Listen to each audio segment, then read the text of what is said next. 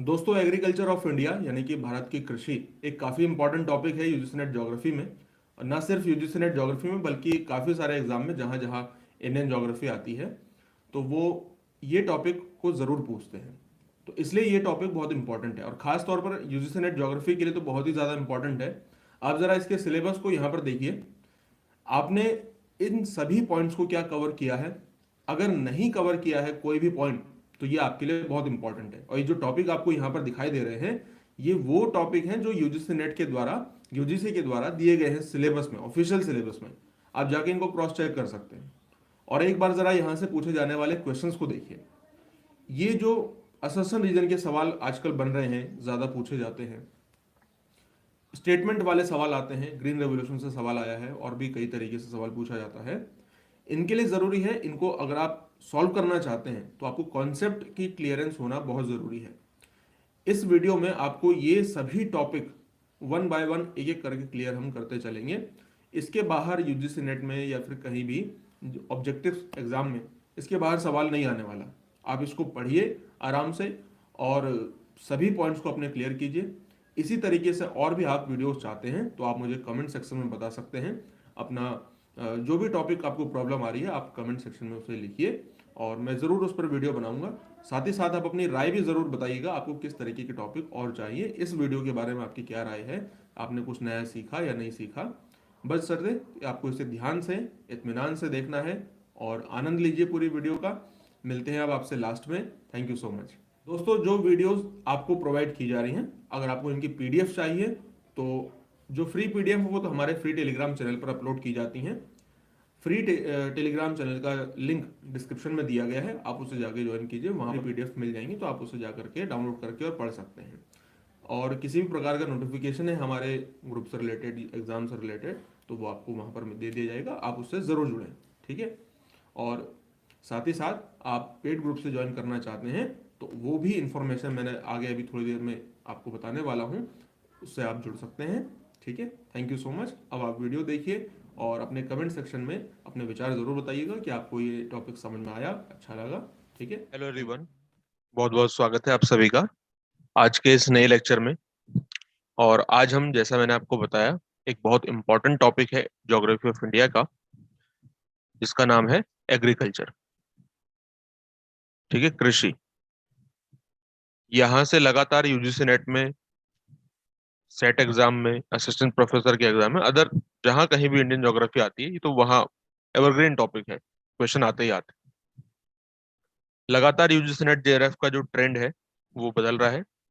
धीरे धीरे वो आपसे कॉन्सेप्चुअल सवाल पूछ रहे हैं, ग्रीन रेवोल्यूशन से सवाल पूछ लेते हैं, अलग अलग टॉपिक से सवाल पूछ लेते हैं। तो इस वीडियो में, जैसा मैंने आपको पहले भी बताया है, हर एक टॉपिक को कवर किया जाएगा जो भी यूजीसी नेट जेआरएफ एग्जाम और अदर एग्जाम्स में आता है। ये पूरी इंडियन ज्योग्राफी का सिलेबस है। पेड ग्रुप में हम किस प्रकार से काम करते हैं, जो जो टॉपिक कवर हो चुके हैं उन्हें हम ग्रीन कर देते हैं। तो देखिए, इतने टॉपिक कवर हो चुके हैं इंडियन ज्योग्राफी में। आप में से अगर कोई भी ज्वाइन करना चाहते हैं, एक मैं क्विक अपडेट दे देता हूँ। अगर आप में से कोई भी हमारे पेड ग्रुप ज्वाइन करने में इंटरेस्टेड है तो वर्तमान समय में हमारे ये 4 बैचेस चल रहे हैं। इनमें से आप किसी को भी ज्वाइन कर सकते हैं। इनका जो फीस है हर एक बैच का, वो आपके सामने लिखा हुआ है। ठीक है। इनमें से कोई सा भी बैच आपको ज्वाइन करना है, आप मुझे उसका नाम लिखकर, और इनमें से किसी भी दो दो मेथड दिए गए हैं। पहले आप मुझे मैसेज कीजिए कंफर्मेशन कि हाँ, आपने सही जगह मैसेज किया है या नहीं। मान लीजिए कभी एक आध नंबर इधर उधर हो गया तो फिर दिक्कत हो जाती है, तो इसलिए आप पहले कंफर्म कीजिए। ये मेरा नंबर है, आप मुझे व्हाट्सअप करेंगे। हमें कोई सा भी बैच परचेस करना है, उसका नाम आप लिख दीजिए। ठीक। उसके बाद गूगल पे, फोन पे या पेटीएम के थ्रू जिस कोर्स की जिस कोर्स को आपको परचेस करना है उसकी फीस आप पेमेंट करके स्क्रीनशॉट मुझे सेंड कर दीजिए, जितना भी फीस है उसका। ठीक है, इनमें से। या फिर आप दूसरा मेथड, आप नेट बैंकिंग के थ्रू भी भेज सकते हैं अपनी फीस, और उसका स्क्रीनशॉट आपको मुझे भेज देना होगा। ठीक है। चलिए, अब हम आगे बढ़ते हैं अपने आज के टॉपिक की तरफ। और बाकी के जो टॉपिक्स हैं वो आपको पेड ग्रुप में मिल जाएंगे। और नोट्स भी आप चाहते हैं, हिंदी इंग्लिश दोनों जगह हैं, तो आपको पेड ग्रुप में मिल जाएंगे। एग्रीकल्चर का टॉपिक है। यूजीसी नेट ने एग्रीकल्चर में production, productivity, yield of major food crops, major crop region, regional variation in agriculture development, environmental, technological and institutional factors affecting Indian agriculture, agroclimatic zone, green revolution, food security and right to food. इतने सारे topic हैं, इन सभी को हम एक video में, एक lecture में आराम से, इत्मीनान से और बेहतर तरीके से समझें। ठीक है, चलिए तो शुरू करते हैं भारत की कृषि। और अब इसमें जितना भी समय लगे, मुझे नहीं पता अभी कितना समय लगेगा, 1-2 घंटा, 2.5 घंटा जो भी है इसमें लगने वाला है। आप आराम से अपने सामने पानी वानी लेकर के बैठ जाओ और इसको सुनो ध्यान से। एग्रीकल्चर का मतलब होता है कृषि, हिंदी में इसे कृषि बोलते हैं।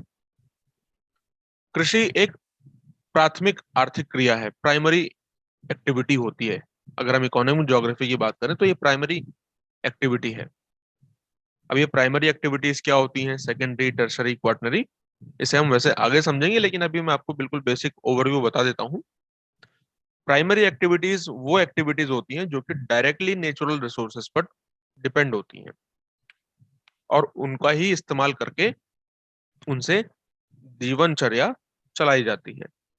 जैसे एग्रीकल्चर है, डायरेक्टली नेचुरल रिसोर्सेज पर डिपेंडेंट है और रॉ मटेरियल का इनमें इस्तेमाल होता है। प्राइमरी एक्टिविटीज में रॉ मटेरियल का इस्तेमाल होता है। अब ऐसा नहीं कि एग्रीकल्चर हमने गेहूं बोए तो वो प्राइमरी कहलाएगा, गेहूं से कुछ दूसरा प्रोडक्ट बनाया, ब्रेड बनाने की फैक्ट्री है या कोई दूसरी फैक्ट्री है, तो वो तो सेकेंडरी में कन्वर्ट हो जाएगा। समझ रहे हैं? तो रॉ मटेरियल का इस्तेमाल किया जाए जिस भी काम में, वो प्राइमरी एक्टिविटी कहलाती है। तो कृषि क्या है, ये भी डायरेक्टली नेचुरल रिसोर्स पर डिपेंडेंट है। तो इसी वजह से कृषि और इससे जुड़ी हुई जितनी भी एक्टिविटीज हैं, जैसे कि जैसे कृषि से ही जुड़ा है मुर्गी पालन, मछली पालन और इस प्रकार की जो भी एक्टिविटीज है वो एग्रीकल्चर में ही काउंट होती हैं। तो ये सब क्या है, प्राइमरी एक्टिविटीज हैं। प्राइमरी एक्टिविटी के अलावा सेकेंडरी वो होती हैं जो प्राइमरी एक्टिविटीज के प्रोडक्ट को संशोधित करके एक नया प्रोडक्ट बनाते हैं। जैसे लकड़ी काटना, जंगल से लकड़ी काटना क्या है, primary activity, directly natural resource पर डिपेंड है। लेकिन उस लकड़ी का फर्नीचर बनाया जा रहा है तो वो सेकेंडरी होगा। अब फर्नीचर बना दिया, उसके डिस्ट्रीब्यूशन में जो एक्टिविटी सहायक होंगी जैसे ट्रांसपोर्टेशन की, तो वो टर्शरी एक्टिविटी कहलाएगी। नेक्स्ट लेवल पे और जो होंगी बैंकिंग सुविधाएं, जैसे जो इन तीनों में डायरेक्टली इंगेज तो नहीं है, लेकिन इनको और ज्यादा बेहतर बनाने के लिए वो काम किए जाते हैं, जैसे बैंकिंग की सुविधाएं हैं, वो सब क्वार्टनरी एक्टिविटी कहलाएगा। तो कृषि प्राइमरी एक्टिविटी में आता है।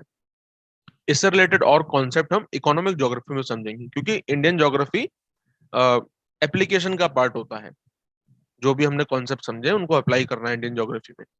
इकोनॉमिक ज्योग्राफी में, एग्रीकल्चर ज्योग्राफी में हम कॉन्सेप्ट्स को समझते हैं। भारत का भारत एक ऐसी देश है जिसकी आर्थिक स्थिति का आधार है एग्रीकल्चर, क्योंकि भारत में रहने वाले जितने भी टोटल पॉपुलेशन है उसका 58% पॉपुलेशन डायरेक्टली या इनडायरेक्टली एग्रीकल्चर पर ही डिपेंडेंट है। इन्होंने डायरेक्टली और इनडायरेक्टली क्यों बोला? डायरेक्टली का मतलब है कि जो खेती ही किसानी ही कर रहे हैं, इनडायरेक्टली यानी कि जो उससे जुड़ी हुई एक्टिविटीज हैं, मधुमक्खी पालन है, मुर्गी पालन है, मछली पालन है, ये सब। तो डायरेक्टली इनडायरेक्टली पूरे देश की पॉपुलेशन का 58% पॉपुलेशन एग्रीकल्चर या उससे जुड़ी हुई कामों में ही जुड़ा हुआ है, लिखा हुआ भी है। लेकिन जीडीपी में इसका बहुत कम योगदान है, उतना ज्यादा किसान को और उससे जुड़े हुए लोगों को फायदा नहीं पहुंच पा रहा है। इतने सारे लोग एग्रीकल्चर उससे जुड़ी हुई खेती में उस काम में लगे हैं, लेकिन जीडीपी में इसका योगदान सिर्फ और सिर्फ 15.8% है, ग्रॉस डोमेस्टिक प्रोडक्ट, जीडीपी, ठीक, 2019 के आंकड़े के अनुसार। इसके अलावा हमें एग्रीकल्चर और क्या प्रोवाइड करती है? ये हमें इंपॉर्टेंट रॉ मटेरियल प्रोवाइड करती है, चाहे वो इंडस्ट्रियल प्रोडक्शन की बात हो, मार्केट के लिए कोई प्रोडक्ट है, तो हमें रॉ मटेरियल मिलता है एग्रीकल्चर से। गुरनर मिर्डाल की थ्योरी के अनुसार it is in the agriculture sector that the battle for long term economic development will be won और लॉस्ट। गुरनर मिर्डाल की थ्योरी है, उसका नाम आपको कमेंट सेक्शन में बताना है, जो कि रीजनल प्लानिंग डेवलपमेंट में हम पढ़ेंगे। अगर किसी को पता है तो आप बताइए, क्योंकि मैंने एक बुक की और मॉडल थ्योरीज की एक पीडीएफ बना के कंबाइन करके आपको सेंड किया हुआ है। आपने अगर पढ़ा है तो उसमें जरूर लिखा है। तो गुरनर मेडाल ने बताया कि लॉन्ग टर्म्स अगर बैटल होगी तो एग्रीकल्चर सेक्टर या तो वो जीतेगा या फिर वो हारेगा। इफ एग्रीकल्चर गोज रॉन्ग, अगर एग्रीकल्चर की ही दिशा गलत जाती है, nothing else will have a chance to go right in India. क्योंकि ये एम एस स्वामीनाथन ने बोला है, और doctor M S Swaminathan Bharat में ग्रीन रेवोल्यूशन के फादर कहे जाते हैं। वर्ल्ड लेवल पे कौन कहे जाते हैं, कमेंट के सेक्शन में बताइए। मैं थोड़ी ही देर में इस वीडियो में कहीं पर भी आपको बता सकता हूँ, ठीक है, जब इसका टॉपिक अभी आएगा। उससे पहले जिसको पता होगा वो बता सकते हैं। तो डॉक्टर एम एस स्वामीनाथन ने कहा, क्योंकि एग्रीकल्चर भारत की जीडीपी का भारत की ओवरऑल जो पॉपुलेशन है उसका आधार है। एक बहुत बड़ा हिस्सा, लगभग 60% के आसपास हिस्सा भारत का एग्रीकल्चर में ही जुड़ा है। और यही एग्रीकल्चर ही डिसबैलेंस हो जाएगा तो कुछ भी सही नहीं हो पाएगा। और ज्यादातर जो भारत की कृषि है वो मॉनसून पर ही डिपेंडेंट होती है। 55% भारत की कृषि रेनफॉल पर ही डिपेंडेंट होती है। और भारत के रेनफॉल के बारे में, मानसून के बारे में कहा जाता है कि ये एक जुआ है। भारतीय कृषि एक जुआ है। क्यों? क्योंकि वो मानसून पर डिपेंडेंट है। बहुत ज्यादा इंफ्रास्ट्रक्चर हमारे पास डेवलपमेंट नहीं हो पाया है, इसीलिए तो जीडीपी में कम योगदान है। अगर प्रोडक्शन अच्छा खासा होता, बाकी सारे फैक्टर्स अच्छे होते। कौन कौन से फैक्टर एग्रीकल्चर के लिए इंपॉर्टेंट होते हैं अभी हम थोड़ी देर में देखेंगे। तो कृषि में इसका ज्यादा प्रोडक्शन होता और योगदान ज्यादा होता जीडीपी में, ऐसा नहीं है। तो भारत की कृषि को इसीलिए एक जुआ कहा जाता है, ठीक है। बहुत सारी एग्रो बेस्ड इंडस्ट्रीज इंडिया में है जो कि रॉ मटेरियल का इस्तेमाल करती हैं, जो हमें एग्रीकल्चर से मिलता है। और the domestication of the plant and animal is known as agriculture. Agriculture क्या है? प्लांट्स और एनिमल्स का डोमेस्टिकेशन, घरेलूकरण, यही एग्रीकल्चर है, ठीक है। इंक्लूडिंग, इसमें क्या क्या इंक्लूड होता है? Cultivation of crop, animal husbandry, horticulture, pisciculture, sericulture, silviculture, ये सब हम आगे देखेंगे। फ्लोरिकल्चर, इनके क्या क्या नाम है ये आपको मैच ऑफ फॉलोइंग में दे सकता है। तो ये सब एग्रीकल्चर से ही जुड़ी हुई एक्टिविटीज हैं। इंडिया क्योंकि tropical and subtropical latitude में पड़ता है, तो इसका बहुत बड़ा part agriculture land of the India can be produce two और more than two crops in a year. इसी वजह से, क्योंकि एग्रीकल्चर के लिए, किसी भी पेड़ पौधे के लिए, किसी भी प्लांट के लिए सनशाइन का होना बहुत जरूरी है, सूर्य की किरणों का होना बहुत जरूरी है, पानी का होना जरूरी है। दो फैक्टर बहुत इंपॉर्टेंट होते हैं। अब इंडिया सब ट्रॉपिकल सब ट्रॉपिकल में पड़ता है, इसी वजह से प्लांट्स को ग्रो करने के लिए इंसोलेशन मिलता है। तो एक साल के दौरान इंडिया इंडिया की भूमि पर दो या दो से ज्यादा फसलें उगाई जा सकती हैं, और ऐसा होता भी है ना। लैंड यूटिलाइजेशन स्टैटिस्टिक्स हमें यह बताता है कि इंडिया में जितना भी ज्योग्राफिकल एरिया है उसका 93% ही यूटिलाइज हो पाता है। 93% पोर्शन ही यूटिलाइज हो पाता है। और जो नेट शोन एरिया है account for about 46.15% of the total reporting area of the India against world average about 32% area. मतलब इसका कहने का मतलब ये है कि भारत के जो कुल रिपोर्टिंग क्षेत्र है लगभग 46% के आसपास है, जबकि विश्व का जो औसत क्षेत्र है वो 32% है। अगर इसको हम बाकी एरिया से कंपेयर करें तो उससे पहले यहाँ पर एक चीज लिखिए कि ओवर 55.3% जो टोटल एरिया है, जो हमारे पास नेट एरिया है ना 2015-16 में, and 32% was double crop area. ये क्या है? इतना एरिया डबल क्रॉप एरिया है, ठीक। द फॉरेस्ट के पास, मतलब जो फॉरेस्टेड एरिया है जिसमें वन है, लगभग 22.5% एरिया है। जबकि 6.2% बैरन है और अनकल्टिवेटेड लैंड है इंडिया की। बैरन माने बंजर भूमि, अनकल्टिवेटेड जिस पर कल्टीवेशन या खेती भूमि नहीं हो पाई है। द बैरन लैंड, बंजर भूमि, और जो वेस्ट लैंड है, दोनों को मिला दें तो 6.25% एरिया होता है टोटल रिपोर्टिंग एरिया का, ठीक है। जबकि केवल हमारे पास 12.83% एरिया ही है जो कल्चरेबल है, यानी कि जिस पर जबकि 12% ही है जो कृषि योग्य है। कल्चरेबल यानी कि कृषि योग्य है। 12.83% वॉज कल्चरेबल वेस्ट, यानी कि कृषि योग्य अपशिष्ट है। कैरेक्टरिस्टिक्स क्या है और प्रॉब्लम्स क्या है इंडियन एग्रीकल्चर के? भारत में कृषि होती है, 60% के आसपास लोग खेती में लगे हैं, लेकिन जीडीपी में इसका योगदान बहुत कम है। तो इसका मतलब है कुछ ना कुछ प्रॉब्लम्स हैं इंडिया के एग्रीकल्चर की। बिल्कुल है, क्योंकि इंडिया में जो खेती की जाती है वो सब्सिस्टेंस है, सब्सिस्टेंस इन कैरेक्टर, मतलब निर्वाह, जीवन निर्वाह के लिए उतना ही फसल उत्पादन किया जाता है या किया जा सकता है। बहुत सारे फैक्टर्स हैं इसमें जो कि हमारे जीवन निर्वाह के लिए ही पर्याप्त हो। बड़े किसानों, छोटे किसानों की संख्या ज्यादा है, बड़े किसानों की संख्या कम है। अब छोटा किसान क्या करता है, उसके पास उतना ही संसाधन है जितना वो अपने परिवार और थोड़ा बहुत और उगा सके फसल को, और उस पर अपना जीवन निर्वाह कर सके। मार्केट तक ले जाने के लिए, उसका कमर्शलाइजेशन करने तक उसके पास रिसोर्सेज नहीं है कि वो खेती को इतने बड़े लेवल पर करे कि उसका वाणिज्यीकरण हो सके। ये एक प्रॉब्लम है। पॉपुलेशन का प्रेशर बहुत ज्यादा है, तो पॉपुलेशन का पेट भरने के लिए ही जो प्रोडक्शन हो पाता है वो हो पाता है, और हमारा वाणिज्यीकरण पे ज्यादा फोकस नहीं हो पाता। ये एक प्रॉब्लम है। फूड ग्रेन्स का यहाँ पर ज्यादा डोमिनेंस है। कुछ देखो, कुछ उत्पादन होते हैं जैसे गेहूं है, चावल है, ये फूड ग्रेन्स कहलाते हैं। कुछ होते हैं प्लांटेशन क्रॉप कहलाते हैं, कॉमर्शियल क्रॉप्स जैसे कैश क्रॉप कहलाते हैं। कुछ गन्ना है, कैश क्रॉप है, और भी ऐसे फसल होते हैं।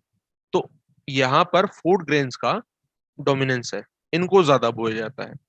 और जो कैश क्रॉप्स हैं, नकदी फसलें जिनको कही जाती हैं, उनका परसेंटेज कम है।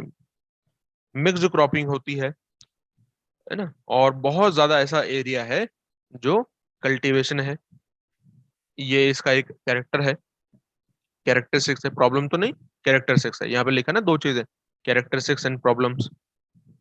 तो बहुत सारा एरिया हमारे पास कल्टीवेटेड एरिया है। Small size of holdings and fragmentation of field.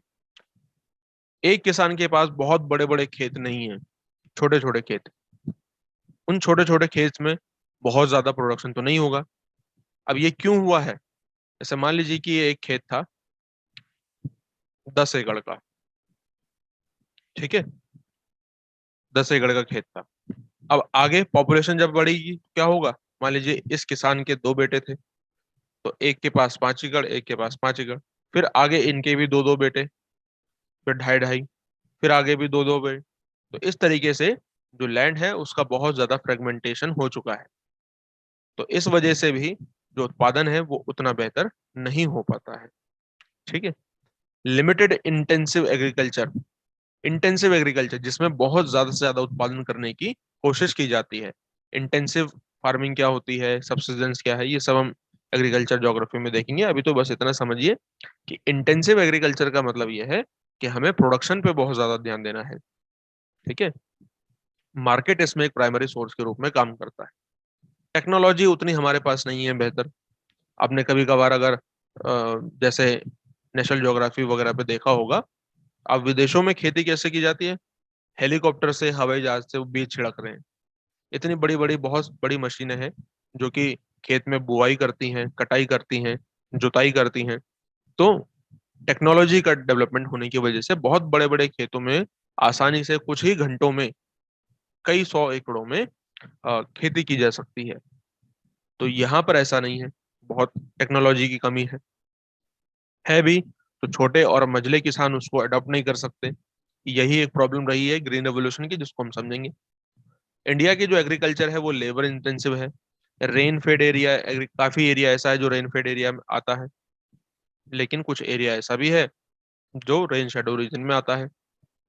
Rain fade माने जहां पर बारिश होती है, और रेन शेडो जहां पर बारिश नहीं हो पाती है, मानसून, वहां पर मानसूनी हवाएं नीचे बैठती हैं। तो जहां भी मानसूनी हवाएं नीचे बैठेंगी वो एरिया रेन शेडो रीजन कहलाता है। जैसे हवा यहाँ पर उठी, ये बादल बनाएगी, बारिश होगी, ये रेंज फेड एरिया कहलाएगा, वृष्टि प्रदेश।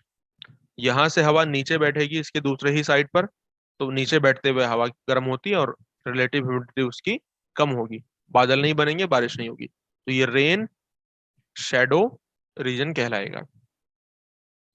Less area under leguminous crop and fodder crop. Leguminous crop क्या होती हैं? ऐसी फसलें जो दलहन फसलें होती हैं, दानेदार फसलें। उनकी जड़ों में नाइट्रोजन स्टोर्ड होता है नाइट्रेट के रूप में। जैसे मटर या फिर कोई भी दलहन का आप पौधा उखाड़ कर देखेंगे, उसकी जड़ों में सफेद सफेद ऐसे छोटे छोटे दाने होते हैं। और वो फसलें जमीन की नाइट्रोजन की पूर्ति आपूर्ति को पूरा करते हैं, जो कमी हो गई नाइट्रोजन की कमी को पूरा करते हैं नाइट्रेट के रूप में। ऐसे ही फॉडर क्रॉप जो चारे वाली फसलें होती है, ढैंचा बोते हैं। आपने, अगर आप गांव से आपने देखा होगा, जब फसल कट जाती है तो ढैंचा बोते हैं और फिर उसको पलट देते हैं खेत में ही। क्यों? क्योंकि उससे फिर जो जमीन में, भूमि में जो भी कमी हुई है न्यूट्रिशन की, वो पूरी हो जाए। तो इसकी कमी है इंडिया में, ऐसा कम करते हैं। ठीक है। ट्रेडिशन बाउंड, जैसा फसल लगातार बोई जा रही है, एक ही फसल को बोए जाना बार बार। आपने सुना होगा कि फसल चक्र अपनाना चाहिए, इस बार ये फसल, अगली बार दूसरी फसल, अगली बार दूसरी फसल, लेकिन यहाँ पर लगातार कैसी फूड ग्रेन फसलों पर ही फोकस किया जाता है, इसीलिए प्रोडक्टिविटी लो है। गवर्नमेंट पॉलिसी का भी इसमें कुछ रोल है, अभी आगे देखते हैं। Lack of definite agriculture land use policy, कोई ऐसी डेफिनेट एग्रीकल्चर पॉलिसी नहीं है। मार्केटिंग का काफी ज्यादा लैक है। स्टोरेज करने की समस्या है, क्योंकि टेक्नोलॉजी की कमी है। एग्रीकल्चर को सोसाइटी में लो स्टेटस के रूप में देखा जाता है। ये भी एक बहुत बड़ी समस्या है कि जो एग्रीकल्चर करता है उसे एक लो क्लास आदमी समझा जाता है। लैंड टेनेंसी, इसको अभी हम आगे समझेंगे थोड़ी देर में। ठीक है। पोवर्टी, इंडेप्टनेस, फार्मर की जो गरीबी है और वो जो साहूकार के कर्जे में डूबा है, ये समस्या है। रिसर्च एजुकेशन की कमी है, ट्रेनिंग की कमी है किसान को। सॉइल का इरोजन है, सॉइल डिग्रेडेड हो रही है। ये क्यों हो रहा है ऐसा, ये सब अभी आपको समझ में आ जाएगा। तो ये कुछ क्या है, भारत की कृषि की कुछ विशेषताएं और कुछ समस्याएं हैं। ठीक है।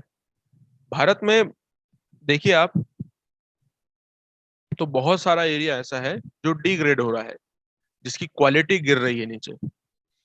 और सबसे ज्यादा इसमें क्वालिटी किस वजह से नीचे गिर रही है, तो आपके सामने दिख रहा होगा, ये ग्राफ है। किसकी वजह से? Notified forested. बहुत सारे एरिया ऐसा है जो फॉरेस्ट के रूप में कन्वर्ट है, फॉरेस्ट के रूप में ही है ना। और बैरन रॉकी वेस्टलैंड है, इसके अलावा कोस्टल सैंडी लैंड है। तो ये मेजर इश्यूज हैं जिनकी वजह से बहुत सारा एरिया ऐसे ही जा रहा है। ठीक है। अब यहाँ पर इसका परसेंटेज भी लिखा गया है। कॉजेस क्या है लैंड डिग्रेडेशन के? वाटर इरोजन, पानी के द्वारा अपरदन होता है। जो एक उर्वरक भूमि है, फर्टाइल सॉइल, वो लगातार अपरदन उसका हो जाता है। ठीक है। तो टोटल जितना भी लैंड डिग्रेड होता है उसमें ज्यादातर भाग वाटर इरोजन होता है। विंड इरोजन के द्वारा भी सॉइल डिग्रेड होती है। रिवराइन, जैसे चंबल की नदी में बीहड़ बना दिए, चंबल नदी ने छोटा मालवा के पठार को बीहड़ में कन्वर्ट कर दिया है।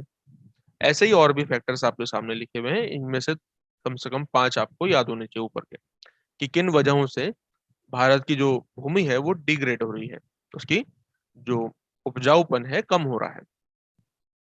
अब यहाँ पर देखो, जो अभी पीछे कुछ प्रॉब्लम्स और कैरेक्टरिस्टिक्स लिखे थे इंडियन एग्रीकल्चर के, उसके थोड़ा सा कुछ पॉइंट जो ज्यादा इंपॉर्टेंट है यहाँ पर लिख दिया है, क्योंकि यहाँ पर उनके कुछ आ, ये डाटा भी दिया गया है। जैसे भारत की एग्रीकल्चर पर पॉपुलेशन का काफी ज्यादा प्रेशर है, यानी कि 58% पॉपुलेशन तो इंडिया की सिर्फ और सिर्फ एग्रीकल्चर में ही कर रही है।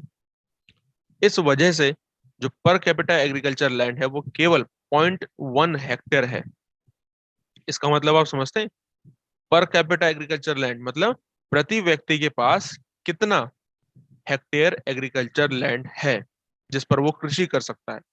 तो भारत में प्रति व्यक्ति के पास औसतन 0.1 हेक्टेयर भूमि ही है, 1 हेक्टेयर भी नहीं। और ये लैंड 1951 के समय पर ज्यादा हुआ करती थी, 0.3 हेक्टेयर हुआ करती थी। कम क्यों हो गई? पॉपुलेशन इंक्रीज हुई है। मैंने बताया था ना कि एक किसान के 2 बेटे, फिर 2 के 2 और बेटे, फिर 2 के 2 और, ऐसे करके। तो ये जो एग्रीकल्चर लैंड है पर कैपिटा, ये घट रहा है लगातार। ये डाटा आपको याद रखना है। पूरे विश्व का जो औसत पर कैपिटा लैंड है वो कितना है?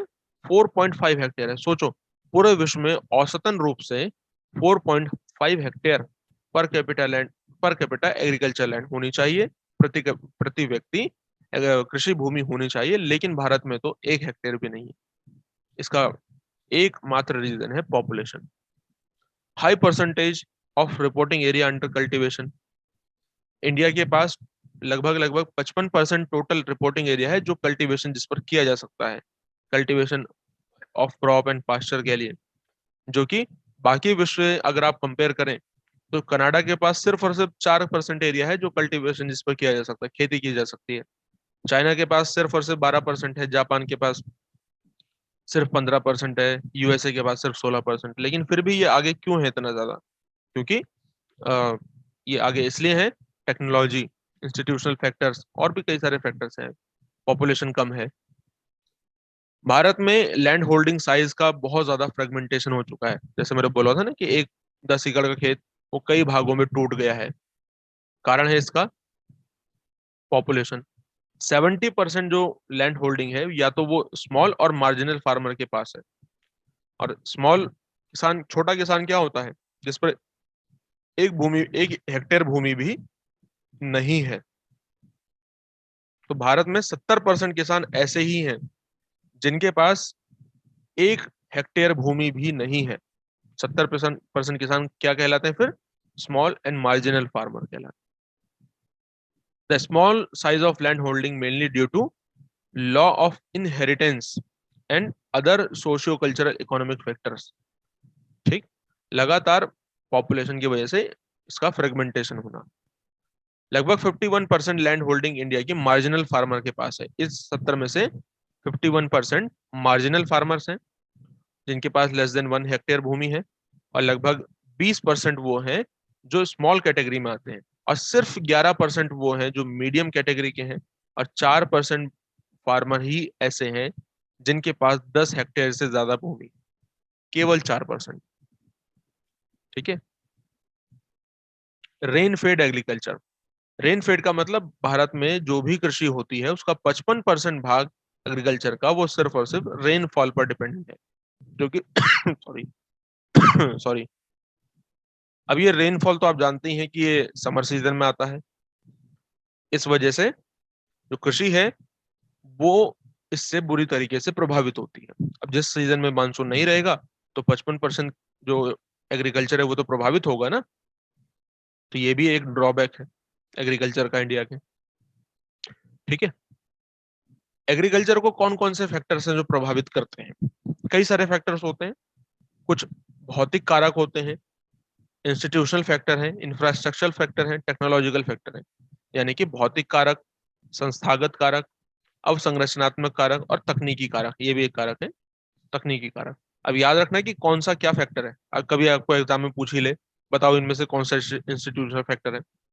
फिजिकल फैक्टर में टेरेन यानी कि relief feature, topography, climate, soil. गेहूं हर प्रकार के सॉइल में, हर प्रकार की क्लाइमेट में नहीं होगा।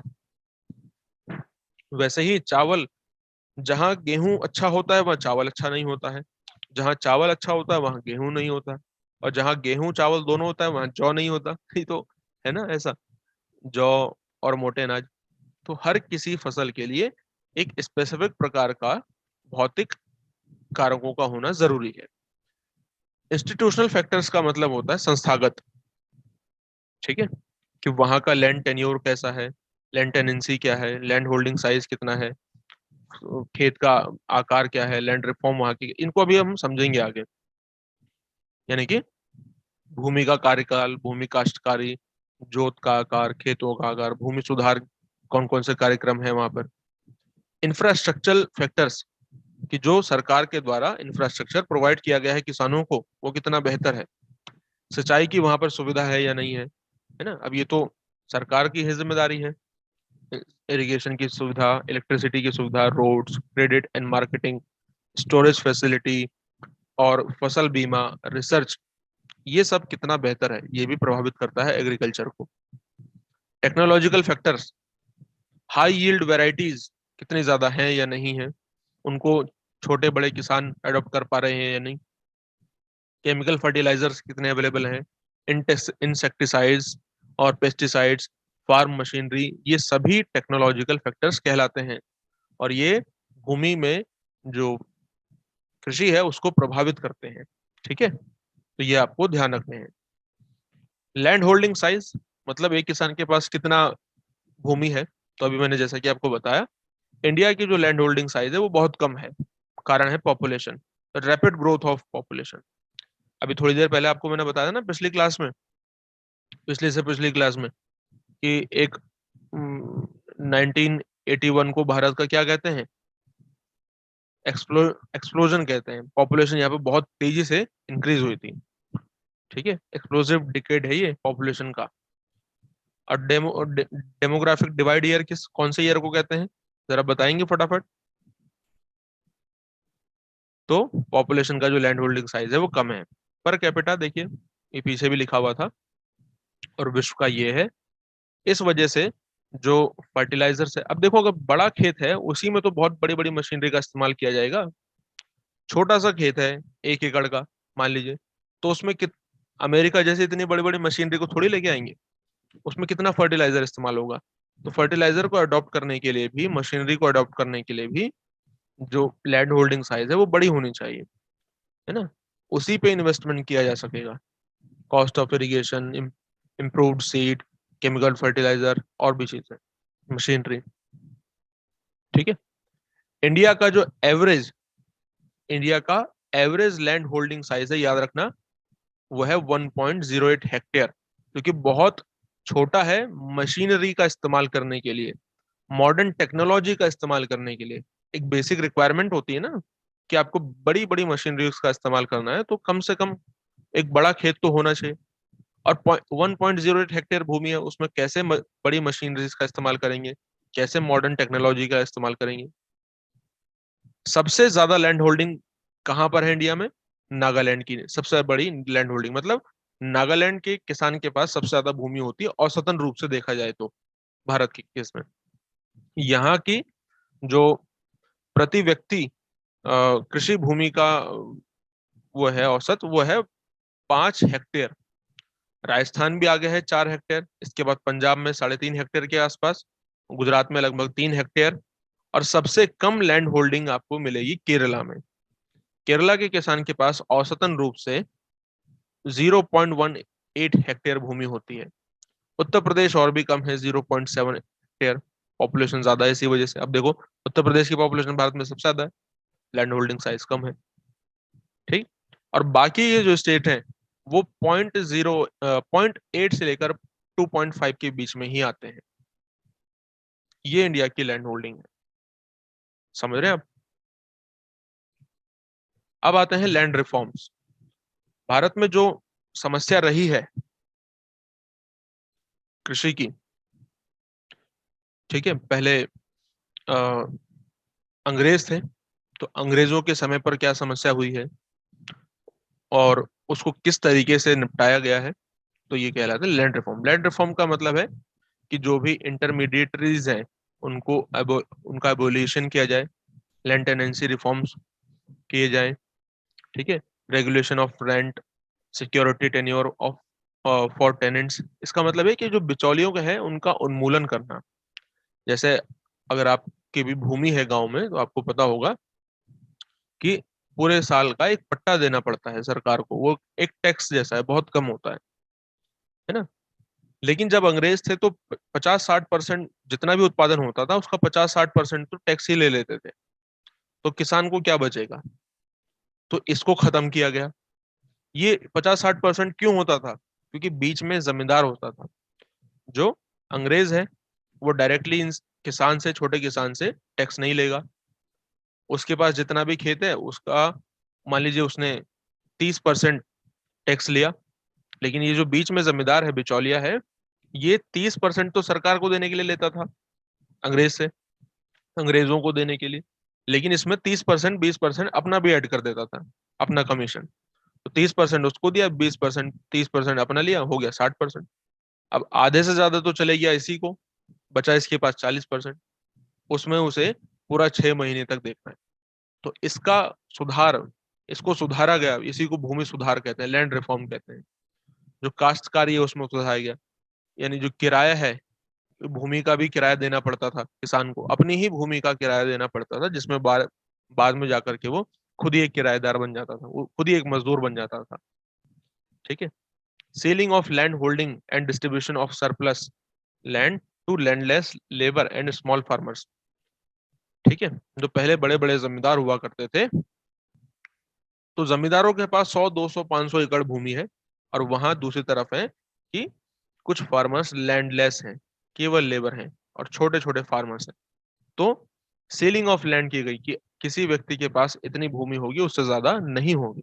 जिसके पास सरप्लस में है, आधिक्य में है, जरूरत से ज्यादा है, तो सरकार ने एक निर्धारित किया एक आंकड़ा कि इससे ज्यादा किसी पे भूमि नहीं होगी, उसके एक्स्ट्रा जो भी होगी, जो वो या तो सरकार के पास रहेगी या फिर लैंडलेस स्मॉल फार्मर्स को दे दी जाएगी। ठीक है।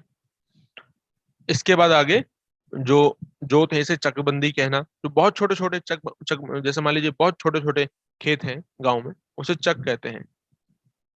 ठीक है। इनको क्या किया गया कि मिलाकर एक बड़ा खेत बना दिया गया, जिसमें कि मशीनरी का इस्तेमाल हो सके, मॉडर्न टेक्नोलॉजी का इस्तेमाल हो सके। तो जोतों की चकबंदी की गई। तो ये भी एक प्रकार का एक सुधार था। अब लेकिन बाद में इसमें प्रॉब्लम होने लगी, क्यों? क्योंकि हर एक खेत की जो उपजाऊपन है वो सेम नहीं होता है। जैसे मान लीजिए कि 1 एकड़ भूमि ये है, 1 एकड़ ये है, 1 एकड़ ये है, 1 एकड़ ये है। इस 1 एकड़ भूमि में 1 एकड़ भूमि में मान लीजिए कि 25 कुंटल गेहूं होता है। इसमें औसतन रूप से 20 ही होता है। यहाँ पर औसतन रूप से मान लीजिए कि 18 कुंटल होता है। यहाँ पर औसतन रूप से 15 कुंटल होता है। इन सबको मिलाकर एक खेत बनाया गया है, जिसे हम चकबंदी कहते हैं। ओके। अब इसमें जो भी उत्पादन होगा, मान लीजिए कि वो 100 कुंटल अनाज हो गया है, 100 कुंटल भूमि हो गई, मतलब 100 कुंटल यहाँ पर गेहूं हुआ है, तो ये 100 कुंटल तो सब में बराबर बटेगा क्योंकि चार है। तो 25-25 कुंटल सबको मिल गया। इससे जिसके खेत में ज्यादा उत्पादन होता था उसको आक्रोश है, और बाकी जिनके कम होता था उनको तो ठीक है, फायदा है। तो ये उतना ज्यादा कारगर नहीं हो पाया। ठीक है। तो ये भी चीज है इसके। और सब डिवीजन हो गया बहुत सारे खेतों का, organisation of cooperative farms, improvement in the system of land record keeping, land को रिकॉर्ड करना। ठीक है। ये सारे लैंड रिफॉर्म्स के अंदर आते हैं। तो सबसे पहला यहाँ पर क्या है? एबोलिएशन ऑफ इंटरमीडिएटरीज। टैक्स देने, टैक्स जिनको लेना है सरकार को, और जो किसान है जिससे लेना है, इनके बीच में कोई बिचौलिया नहीं होगा। और ऐसी जो कानून थे इंटरमीडिएटरीज वाले, उनको उनका क्या किया गया? उनका उन्मूलन किया गया, यानी कि उनको खत्म किया गया। तो ब्रिटिश पीरियड के दौरान 3 तरीके के लैंड टेन्योर सिस्टम थे। टैक्स लेने की 3 व्यवस्थाएं थी। एक थी जमींदारी सिस्टम, महारवारी सिस्टम, रैयतवाड़ी सिस्टम। ये एग्जिस्ट करते थे। यहाँ से आपको बहुत ज्यादा नहीं देखना है, मैंने लिखा तो है, लेकिन बेसिक बेसिक बातें आपको पता होनी चाहिए। यहाँ से आपको अभी डिटेल में नहीं पूछेगा। जमींदारी सिस्टम क्या है? जमींदारी सिस्टम में ये लॉर्ड कॉर्नवालिस के टाइम पर इंट्रोड्यूस करा गया 1793 में। कहाँ? बंगाल में। ठीक है। Land was held by one person, और द मोस्ट, और at the most by few joint owners. ठीक है। देखिए, जो एक खेत होता है, वो खेत इस सिस्टम के दौरान क्या किया गया कि एक खेत या तो किसी एक व्यक्ति का होगा, या कुछ व्यक्ति होंगे जिनका मिलकर के वो खेत होगा। उनको लैंड रेवेन्यू देना होगा, कर, रेवेन्यू यानी कि सरकार को कर देना होगा। सरकार की ये क्या है? इनकम है, रेवेन्यू यानी इनकम, जिसको मालगुजारी कहते हैं। मालगुजारी। इस जमींदारी सिस्टम में ये जो रेवेन्यू है, रेवेन्यू कलेक्टर रेवेन्यू कलेक्ट करता था। रेवेन्यू कलेक्टर कौन होगा? जो सरकार के द्वारा निर्धारित किया गया होगा, ब्रिटिश सरकार के द्वारा। तो वो जाएगा लैंड ओनर के पास और वो रेवेन्यू कलेक्ट करेगा। ठीक है।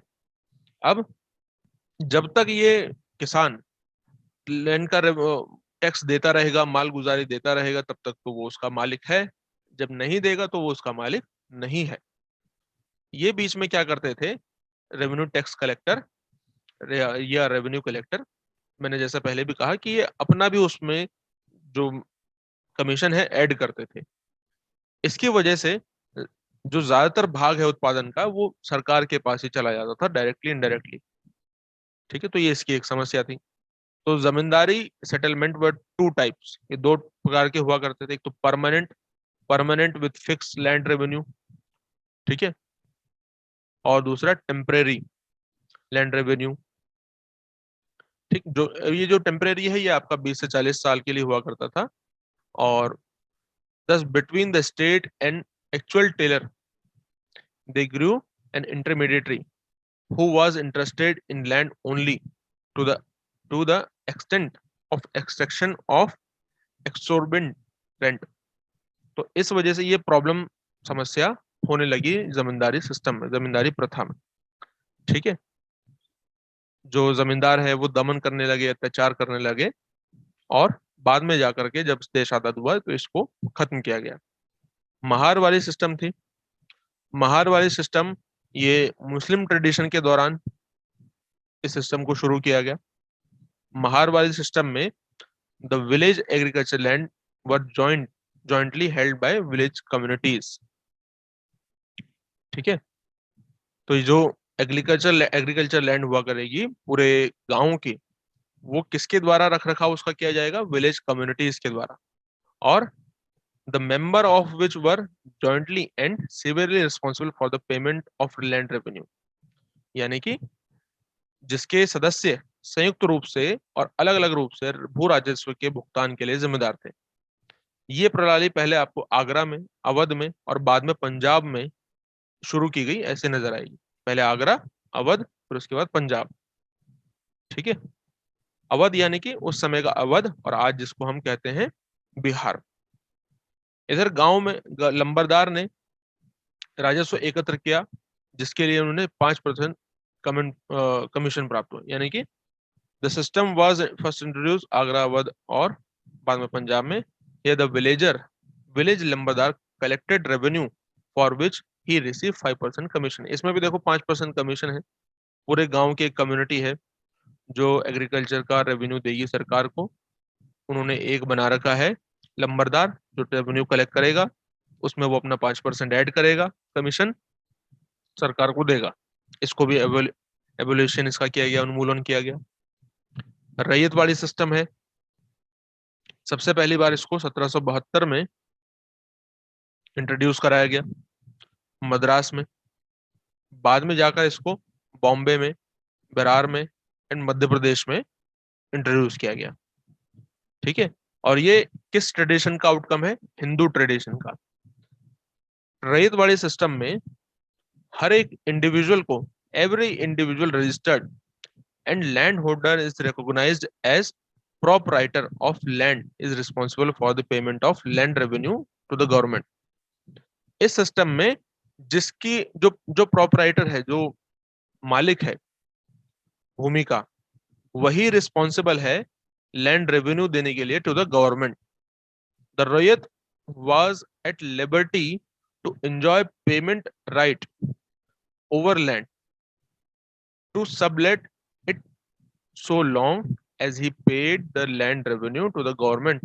अर्थात यानी कि रैयत भूमि पर स्थायी अधिकारों का आनंद लेने के लिए स्वतंत्र था, और वह जब तक वह सरकार को भू राजस्व का भुगतान करता था तब तक उसे उपपट्टे के लिए उपपट्टे पर रखने के लिए वो जिम्मेदार था। मतलब कहने का यह है कि जब तक वो अपना रेवेन्यू देता रहेगा तब तक वो उसका मालिक है, जब नहीं देगा तो फिर नहीं।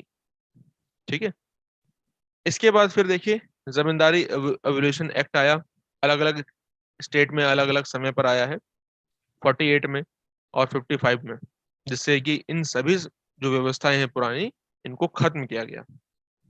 डायरेक्टली किसान फिर किसको देगा, टैक्स सरकार को देगा, और उतना ज्यादा उससे कर भी वसूला नहीं जाएगा। ठीक है, अलग अलग क्षेत्रों में अलग अलग समय पर आया, लेकिन फिर भी in certain part of the country intermediaries अभी भी अबॉलिश नहीं हुए हैं, अलग अलग रूप में हमें अलग अलग स्टेट्स में नजर आते हैं। ये इनके नाम अलग अलग स्टेट में किस प्रकार से ये चीजें दिखाई देती हैं वो लिखे गए हैं। ठीक है, कहीं जैसे भागलपुर बिहार में जोतदारी के नाम से जाना जाता है। ठीक है, और और भी इसके अलग अलग नाम हैं। ठीक है, चलिए, भारत में अब सोर्सेस ऑफ इरिगेशन, कृषि की जाएगी तो कृषि के लिए सबसे ज्यादा जरूरी है पानी की व्यवस्था होना, क्योंकि 55% तो वैसे ही मानसून पर डिपेंडेंट है। मानसून के अलावा क्या क्या सोर्सेज हैं। ठीक है, तो ये डिपेंड करता है कि हम किस प्रकार के सोर्स का इस्तेमाल कर रहे हैं। ये डिपेंड करता है हमारे सरफेस वाटर कितना है, अंडरग्राउंड वाटर कितना है, slope of land, nature, soil, इन सब के आधार पर ही किसी फसल में पानी लगाया जाता है। तो अलग अलग अलग तरीके हैं, कैनाल और वेल्स, ट्यूबवेल है हमारे पास, टैंक्स, कुएं और अदर सोर्सेज भी हैं। आपको यहाँ पर इनका कंपैरिजन चार्ट दिखाया गया है। ठीक है, देखिए, तो कई सारे तरीके जैसे कि कैनाल्स यानी कि नहरें, ट्यूबवेल, टैंक और अदर सोर्सेज मतलब स्प्रिंग्स, जो जल स्रोते निकले होते हैं ना, स्प्रिंग्स उन्हें बोलते हैं, खुद से ही पानी फूट करके निकल रहा है, उन्हें कूल्स और स्प्रिंग्स बोलते हैं हिमाचल प्रदेश में। स्विंग बास्केट और धेंकली बोलते हैं, डोंग्स बोलते हैं असम में, बोका बोलते हैं तेलंगाना में। अलग अलग जगह अलग अलग नाम बोलते हैं, याद रखना ये नाम। जब देश आजाद हुआ था 1951 के आसपास, 50-51, तो नहरों का प्रतिशत आप देखिए, नहरों से इतना प्रतिशत इरिगेशन होता था, ट्यूबवेल से केवल 31%, और जो कुएं हैं, कुओं से भी बहुत ज्यादा पानी लगाया जाता था, कुछ अदर सोर्सेज भी। धीरे धीरे करके इंफ्रास्ट्रक्चर डेवलप हुआ है। वर्तमान समय में देखिए, कैनाल से सबसे ज्यादा पानी नहीं लगाया जाता है, शुरुआत में था नहरों से 25%। ज्यादातर हिस्सा जो ले लिया है इरिगेशन का वो ट्यूबवेल ने ले लिया है, पंपिंग सेट, ट्यूबवेल्स, 63% पानी लगभग इन्हीं से लगाते हैं। और टैंक्स का जो परसेंटेज है कुओं का, वो मात्रा कम हुई है। वैसे भी इनसे पानी लगाना बहुत मुश्किल है, केवल 4.5% भारत में इरिगेशन इनसे होता है आज। ठीक है, और अदर सोर्सेज 6%। ये एग्जाम में पूछा गया है, याद रखिएगा। ठीक है, अगर हम स्टेट वाइज डिस्ट्रीब्यूशन देखें इंडिया में इरिगेशन का, तो हमें पता लगता है कि पंजाब में 95% एरिया, हरियाणा में 85% एरिया इरिगेटेड है। ठीक है, have highest percentage of irrigated area. इसके अलावा उत्तर प्रदेश देखिए 87%, तमिलनाडु में 50 से 75% के बीच में इरिगेटेड एरिया है। तो सबसे ज्यादा पंजाब, फिर उसके बाद उत्तर प्रदेश 87%, फिर हरियाणा है, तमिलनाडु है। बाकी स्टेट में 50% के आसपास इरिगेशन, सिंचाई की व्यवस्था मिलती है। ठीक है, आगे आपको बता रहा है कैनाल इरिगेशन, यानी कि नहरों के द्वारा कहां पर पानी लगाया जाता है, कौन कौन से क्षेत्र हैं। मैप में भी दिख रहा होगा,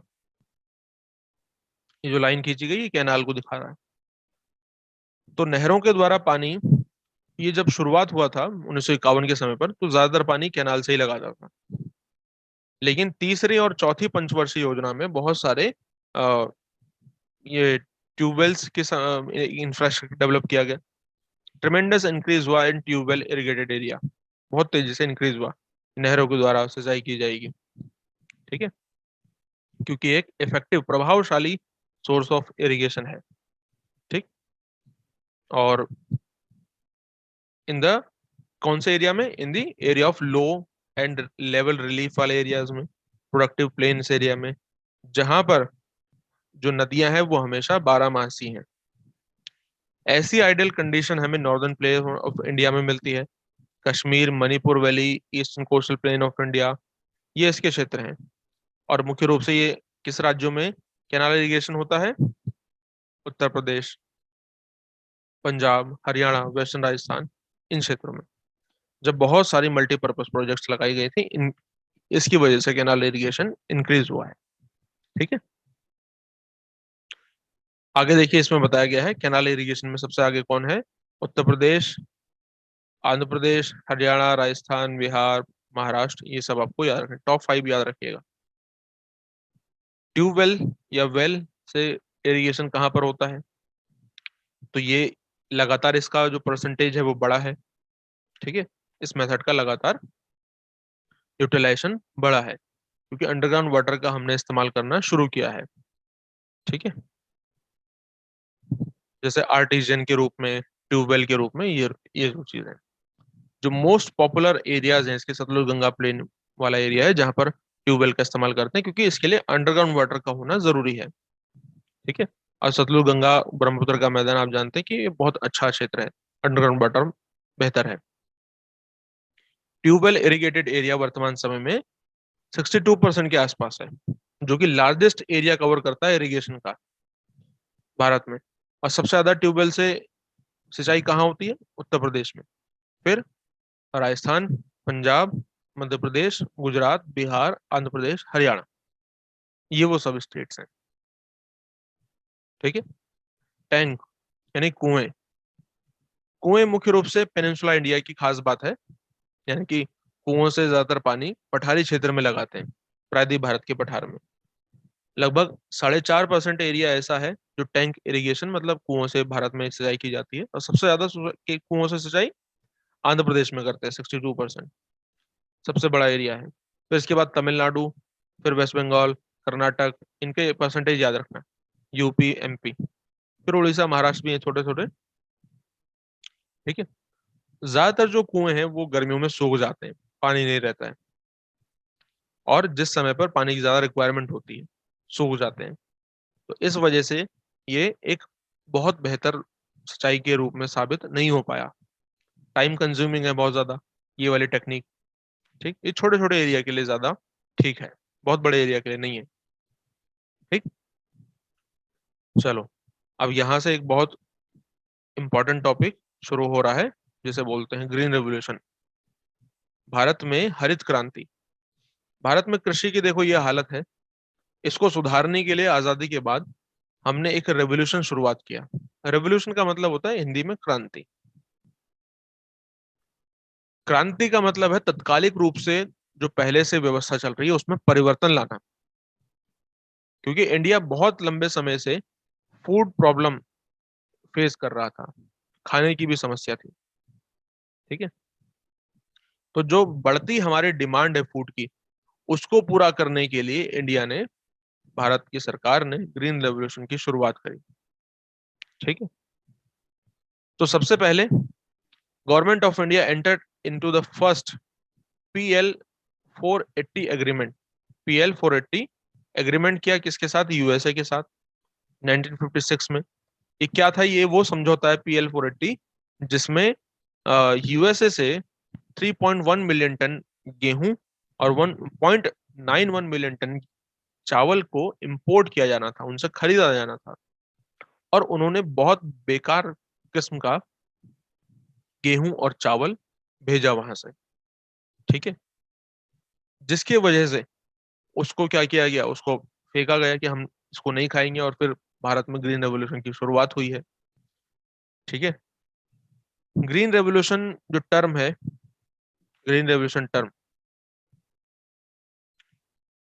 विश्व में ग्रीन रेवोल्यूशन की शुरुआत, ग्रीन रेवोल्यूशन के जो फायदे हैं, मतलब जो फादर हैं, वो नॉर्मन बोरलॉग को कहा जाता है, father of green revolution in the world.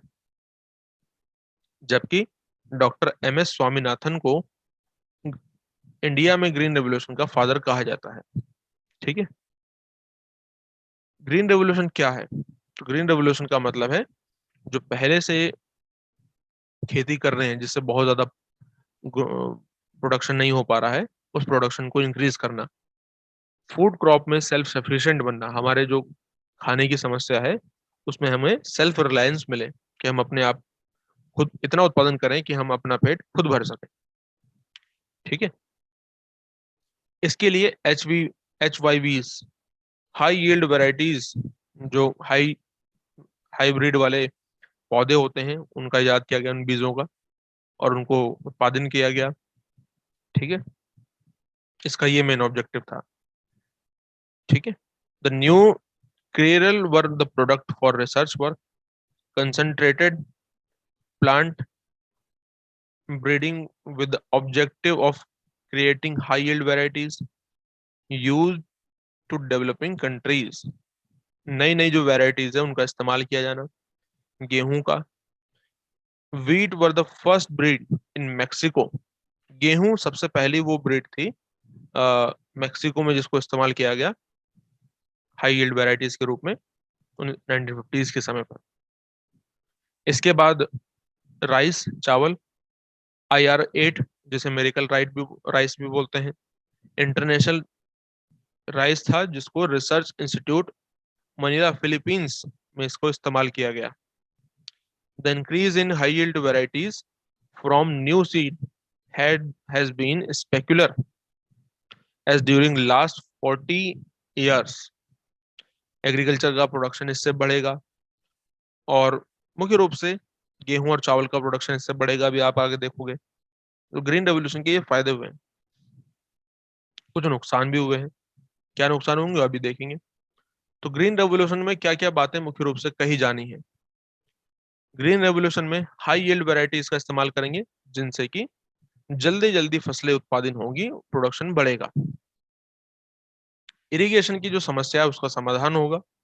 Surface water, ground water दोनों का इस्तेमाल करके हम इरिगेशन, क्योंकि ये जो फसलें होती हैं जो जल्दी जल्दी ग्रो हो जाती हैं, इनको ज्यादा से ज्यादा पानी की आवश्यकता होती है, ज्यादा से ज्यादा केमिकल फर्टिलाइजर की आवश्यकता होती है। ठीक है, तो केमिकल फर्टिलाइजर जैसे कि इंसेक्टिसाइड्स, पेस्टिसाइड्स को इस्तेमाल करेंगे। कमांड एरिया डेवलपमेंट प्रोग्राम्स की शुरुआत हुई। ये क्या है मैंने आपको बताया था। Consolidation of land holding, land reform, supply of agriculture credit, rural electrification, rural road and marketing, farm mechanisation, मशीनीकरण की बात इसमें की गई, पूछा गया एग्जाम में। एग्रीकल्चर यूनिवर्सिटीज, ये सारे कंपोनेंट्स हैं एग्रीकल्चर ग्रीन रेवोल्यूशन के। ठीक है, ये जो हाई यील्ड वेराइटीज हैं, यानी कि जो हाइब्रिड वेराइटीज हैं बीजों की, इनकी खास बात क्या है। इनकी खास बात यह है कि इनका जो लाइफ साइकिल है वो काफी शॉर्ट है। जैसे अगर आप औसतन रूप से और ऑर्गेनिक तरीके से फसल को बोएंगे तो उसमें 6 महीना लग जाएगा। 6 महीना, 3 4 6 महीना लगेगा। लेकिन वहीं हाई यील्ड वैरायटी को देखें तो चावल और गेहूं को, चावल को 100 दिन और गेहूं को 120 दिन में ये फसल तैयार हो जाएगी, पक जाएगी। जो कि ट्रेडिशनल तरीके से की जाती तो गेहूं को, चावल को पैदा होने में 130 दिन और गेहूं को पैदा होने में 150 दिन लगते थे। तो ये जो 1 महीने का समय बच रहा है, ये समय नेक्स्ट जो खेती है उसको प्रिपेयर करने के लिए काम में आएगा। फसल जल्दी उपजाई जाएगी, जल्दी पैसा आएगा, जल्दी दूसरी खेती की जाएगी। तो ये इसका फायदा है। ठीक है, दूसरा, इकोनॉमिक्स ऑफ इरिगेशन वाटर, मतलब इरिगेशन की समस्या थी तो उस इरिगेशन की समस्या को समाधान किया गया। क्यों? क्योंकि हाई यील्ड वैरायटी को ज्यादा से ज्यादा सिंचाई की आवश्यकता है। इस वजह से देखो, क्योंकि जल्दी जल्दी खेती की जा रही है तो एम्प्लॉयमेंट, रोजगार पैदा होंगे। ठीक है, और इसको अडॉप्ट करना इजी था। लेकिन क्या इसको अडॉप्ट करना सभी किसानों के लिए इजी था? बड़े किसान, छोटे किसान, मझले किसान, सबके लिए इजी था? ऐसा नहीं है, इसके कुछ कॉन्सिक्वेंसेस भी हैं। इरिगेशन ये मोस्ट इंपॉर्टेंट इनपुट है जो ग्रीन रेवोल्यूशन को सक्सेसफुल करने के लिए रिक्वायर्ड था, क्योंकि ये जो नए बीज हैं इनको पानी की बहुत ज्यादा जरूरत है, केमिकल फर्टिलाइजर की बहुत ज्यादा जरूरत है। ठीक है, हैवी डोज की, हल्की फुल्की नहीं, हैवी डोज की इनको आवश्यकता होती है केमिकल फर्टिलाइजर्स की। गेहूं चावल में आप जानते हैं कि NPK 90 45 kg पर हेक्टेयर के रेट से इनपुट किया जाता है। ठीक है, इसके अलावा पंजाब, हरियाणा, वेस्टर्न उत्तर प्रदेश, यहाँ के किसान केमिकल फर्टिलाइजर्स को इस्तेमाल कर पाए, ज्यादा से ज्यादा मशीनरीज का इस्तेमाल कर पाए, क्योंकि वो पहले से ही थोड़ा ठीक कंडीशन में थे, इस वजह से। ठीक, इंडिया थर्ड लार्जेस्ट प्रोड्यूसर है फर्टिलाइजर्स का पूरे विश्व में, चाइना यूएसए के बाद सबसे ज्यादा उत्पादन कौन करता है फर्टिलाइजर्स का? इंडिया। और सेकंड लार्जेस्ट कंज्यूमर है चाइना के बाद। चाइना सबसे ज्यादा कंज्यूम करता है फर्टिलाइजर केमिकल, और इंडिया सेकंड नंबर पर। ठीक। इनका परफॉर्मेंस कैसा रहा? हमने हाई यील्ड वेराइटीज तो बोई, लेकिन क्या उससे हमें फायदा हुआ? बिल्कुल हुआ, लेकिन कुछ स्टेट्स में, जैसे पंजाब, हरियाणा और वेस्टर्न उत्तर प्रदेश में ही इसका हमें फायदा हुआ है। क्यों? ऐसा क्यों हुआ? ऐसा इसलिए हुआ क्योंकि यहाँ पर किसानों के पास लैंड होल्डिंग साइज बड़ा था, बड़े बड़े खेत थे, किसान पहले से कुछ अच्छी स्थिति में थे, तो वो मशीनरीज का इस्तेमाल कर पाए, इस बड़े से बड़े खेत में केमिकल फर्टिलाइजर का इस्तेमाल कर पाए, है ना, और भारी मशीनरी का इस्तेमाल कर पाए। इस वजह से उनको फायदा दिया ग्रीन रेवोल्यूशन ने, ऐसा माना जाता है। और कहा जाता है कि ग्रीन रेवोल्यूशन ने तो 60% ज्यादा पॉपुलेशन को अभी उसका फायदा दिया ही नहीं है। 60% पॉपुलेशन ऐसी है जो इसके फायदे से अभी अनटच्ड है। केवल 40% किसानों को इसका फायदा हुआ है। ठीक है। तो 3 स्टेट हैं, पंजाब, हरियाणा, वेस्टर्न उत्तर प्रदेश। कारण क्या है कि इन्होंने इसको अडॉप्ट किया, ये मैंने आपको बताया। ठीक है। इसके बाद आगे चल करके ये जो क्रिएरल क्रॉप्स होती हैं, ठीक, तो ये भी इससे कुछ क्या हुई, आ, इनमें वृद्धि हुई है। जैसे कि गेहूं और चावल, मुख्य रूप से 2 फसलें हैं बस, गेहूं और चावल में इसका फायदा हुआ है। टोटल फूड ग्रेन देखिए कैसे इंक्रीज हुआ है। 50-51 के समय पर राइस का उत्पादन 30 30 मिलियन टन था, 30 मिलियन टन, जो कि बढ़ करके कितना ज्यादा हो चुका है। गेहूं का उत्पादन देखिए, गेहूं का उत्पादन भी बढ़ा है। तो ये उत्पादन तो हुआ है, लेकिन इनमें ज्यादा कोरस ग्रेन में और पल्सेस में कोई इसका फायदा नहीं देखने को मिला है। केवल गेहूं और चावल में ही इसका फायदा हमें देखने को मिलता है। ठीक है। और इसकी जो परफॉर्मेंस है, एक्सीलेंट परफॉर्मेंस ग्रीन रेवोल्यूशन की, वो हमें सतलुज गंगा प्लेन में दिखाई देती है। ठीक है, कि यहाँ पर ग्रीन रेवोल्यूशन सबसे ज्यादा सक्सेसफुल रही है। ठीक है, गेहूं और चावल में मुख्य रूप से। कारण क्या है? क्योंकि ये जो कॉमर्शियलाइजेशन यहाँ पर क्रॉप्स का हो पाया है पंजाब, हरियाणा, वेस्टर्न उत्तर प्रदेश में। ठीक है, तो ये चीज आपको ध्यान रखनी है। इसके अलावा जो गेहूं है आज भी ट्रेडिशनल तरीके से, while the wheat has been diffused in all direction from traditional heartland of northwest India, और यही वो क्षेत्र है पंजाब, हरियाणा, वेस्टर्न उत्तर प्रदेश का जो कि गेहूं के उत्पादन के लिए हार्टलैंड कहलाता है। यहाँ से फिर अलग अलग डायरेक्शन में डिफ्यूज हुई है, यहाँ से और भी क्षेत्रों में उपजाई जानी शुरू की गई है। Among other crops, the area yield and production of maize, bajra have gone up. The area of production of pulses have could not have any significant impact on green revolution. इसका कोई बहुत ज्यादा प्रभाव नहीं पड़ा ग्रीन रेवोल्यूशन का pulses पर, दालों पर। ठीक है, तो ये चीज रही। यहाँ तक सभी को समझ में आ गया? कमेंट करके आप बताइए। ओके, तो चलिए अब हम आगे बढ़ते हैं। अब हम देखेंगे कि ग्रीन रेवोल्यूशन की वजह से आपने भी देखा कि फायदा हुआ है कुछ स्टेट में, पंजाब, हरियाणा और उत्तर प्रदेश में, वेस्टर्न उत्तर प्रदेश में, पूरे नहीं, पश्चिमी उत्तर प्रदेश में। लेकिन क्या सभी किसानों को बराबर रूप से फायदा हुआ है? अगर हम सिर्फ इन 3 स्टेट्स की भी बात करें, क्या सभी किसानों को फायदा हुआ है बराबर रूप से? क्या इसकी वजह से कोई इनइक्वालिटी, असमानता आई है? तो यही चीज अब हम देखने वाले, जो एग्जाम में पूछी गई है, green revolution and regional inequality. ठीक। हाई यील्ड वेराइटीज को अडॉप्ट करना हर किसी के बस की बात नहीं थी, क्योंकि उसके लिए बहुत ज्यादा इरिगेशन, केमिकल फर्टिलाइजर्स, मशीनरीज की आवश्यकता थी। ठीक है, जो कि बहुत ज्यादा कॉस्टली था, कॉस्टली इनपुट्स थे इसके, आपके सामने लिखे हुए हैं। इस वजह से जो बड़े बड़े किसान थे वही उसको अडॉप्ट कर पाए, और छोटे किसान तो बस उनका जीवन और भी ज्यादा खराब होता गया, क्योंकि वो अपने ही खेत में फिर इसके बिना एक मजदूर के रूप में बन के रह गए। ठीक है, तो contrary to this, there are extreme climate where control irrigation is not available. The new seeds are not performing satisfactory.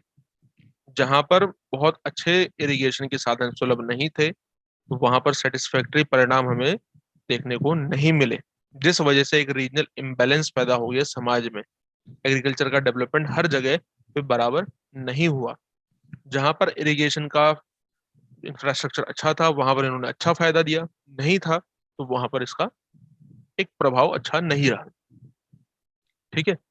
Intra regional inequality, जो अडेप्टेशन है हाई यील्ड वेराइटीज की, इसकी वजह से भी इनइक्वालिटी असमानता आई है, न सिर्फ बाकी स्टेट के फार्मर्स में बल्कि पंजाब, हरियाणा, वेस्टर्न उत्तर प्रदेश के ही फार्मर्स में, इन्हीं राज्यों के फार्मर्स के बीच में भी देखें तो अलग अलग किसानों ने अलग अलग रूप से उसका अडॉप्टेशन किया और फायदा भी अलग अलग हुआ है और नहीं हुआ है।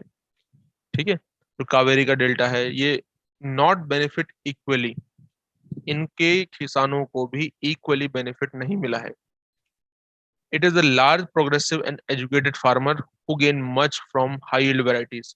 जो एजुकेटेड फार्मर थे, बड़े किसान थे, प्रोग्रेसिव थे, उनको इसका ज्यादा फायदा मिला है। ठीक है। और जो छोटे किसान थे उनको इसका फायदा नहीं मिला, क्योंकि उनको इसकी जानकारी नहीं थी और इन्वेस्टमेंट करने के लिए पैसे नहीं थे। इस वजह से वो इससे ज्यादा इसका फायदा नहीं उठा पाए। एवरेज, स्मॉल और मार्जिनल फार्मर इसका फायदा नहीं उठा पाए, जिसकी वजह से इंट्रा रीजनल इनइक्वालिटी भी हुई है। ठीक है। डिस्क्रिमिनेटरी इम्पैक्ट रहा है,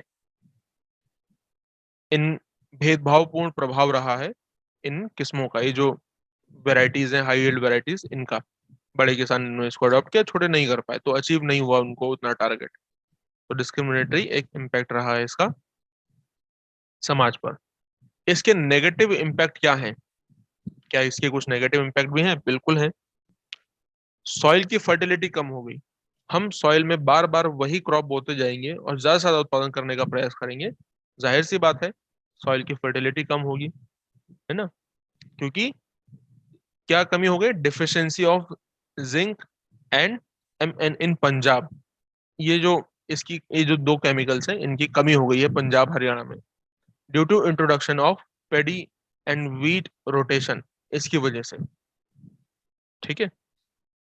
धान और गेहूं ही लगातार बोते रहे, तो इस वजह से जो केमिकल कंपोजिशन है सॉइल का वो चेंज हो गया, सॉइल की फर्टिलिटी कम हो गई। सॉइल में बहुत सारी बीमारियां हो गई इंसेक्टिसाइड्स और पेस्टिसाइड्स का इस्तेमाल करने से।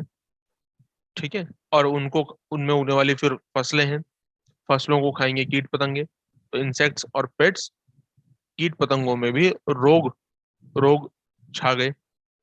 इन्वायरमेंटल प्रॉब्लम्स हुई, इन्वायरमेंटल पोल्यूशन हुआ, सैलिनिटी प्रॉब्लम है, जो सॉइल है या तो सलाइन हो गई या एल्कलाइन हो गई। ठीक है। एडवर्स इफेक्ट रहा इसका माइक्रो ऑर्गेनिज्म, सॉइल फर्टिलिटी और इन्वायरमेंट पर बुरा प्रभाव रहा है। Rice crop, rice and wheat crop combination reduce the under area pulses. Bar bar rice और व्हीट बोएंगे, गेहूं और धान की फसलें बोने की वजह से दालों का फसल एरिया है वो कम हो गया, लेग्यूमिनस क्रॉप्स का फसल एरिया कम हो गया। सॉइल इनरिचिंग क्रॉप्स कम हो गई, जो सॉइल को न्यूट्रिशन प्रोवाइड करती हैं, जैसे तिलहन हो गई, दाल हो गई, और जो फॉडर क्रॉप्स हैं ये इनका क्षेत्र कम हो गया। ये इसके नेगेटिव इम्पैक्ट है, याद रखना, चार स्टेटमेंट पूछ लेगा आपसे। ठीक है। भारत में चार कैटेगरी के फार्मर मिलते हैं: बड़े किसान, मीडियम किसान, छोटे किसान, मार्जिनल किसान, जिनको इससे इक्वली बेनिफिट नहीं मिला है, जो मैंने पीछे भी बोला ग्रीन रेवोल्यूशन का। बड़े किसानों का इसको सबसे ज्यादा फायदा हुआ है क्योंकि ये इजीली अडॉप्ट कर पाए इसकी जो रिक्वायरमेंट्स थी, मशीनरीज और फर्टिलाइजर्स, ये सारी चीजें। ठीक है। अंडरग्राउंड वाटर का इस्तेमाल कर पाए, क्योंकि ट्यूबवेल का उन्होंने इंस्टॉल किया अपने ही खेत में, इस वजह से पंपिंग सेट्स लगा पाए, तो ज्यादा ये इसको इस्तेमाल कर पाए और ज्यादा आउटपुट प्राप्त कर पाए, तो इनको फायदा हुआ। छोटे किसान थे जिनके पास 2 एकड़ से भी कम की भूमि है, इनको बहुत ज्यादा टेक्नोलॉजी का ना ज्ञान था, ना फाइनेंशियली वो इतने स्ट्रांग थे, तो इसलिए ये इसको बहुत अच्छे तरीके से इस्तेमाल नहीं कर पाए, और ना ही इनको फाइनेंशियली किसी क्रेडिट एजेंसी से फाइनेंस हो सकता था। तो इस वजह से इनको एक बैड इम्पैक्ट रहा है ग्रीन रेवोल्यूशन का। ट्यूबवेल की इनको प्रॉब्लम थी, इरिगेशन की समस्या थी। जब खेती को बहुत ज्यादा डिमांड होती है सिंचाई की, उस समय पे पानी नहीं होता था, ट्यूबवेल की समस्या थी। तो जो जिनके पास ट्यूबवेल था, बड़े किसान, वो इस समय पर उनसे उनको ट्यूबवेल का इस्तेमाल करने नहीं देते थे। तो इस वजह से क्या हुआ, वो इसका इस्तेमाल अच्छे तरीके से नहीं कर पाए और इसका परिणाम उतना लाभ नहीं उठा पाए जितना ये बड़े किसान लाभ उठा पाए। ठीक है। टेनेंट फार्मर्स का मतलब है किराएदार किसान। जैसे आज भी हम बटाई में खेत देते हैं, वैसे ही तो ये एडवर्सली इफेक्टेड रहे हैं इससे। ठीक है।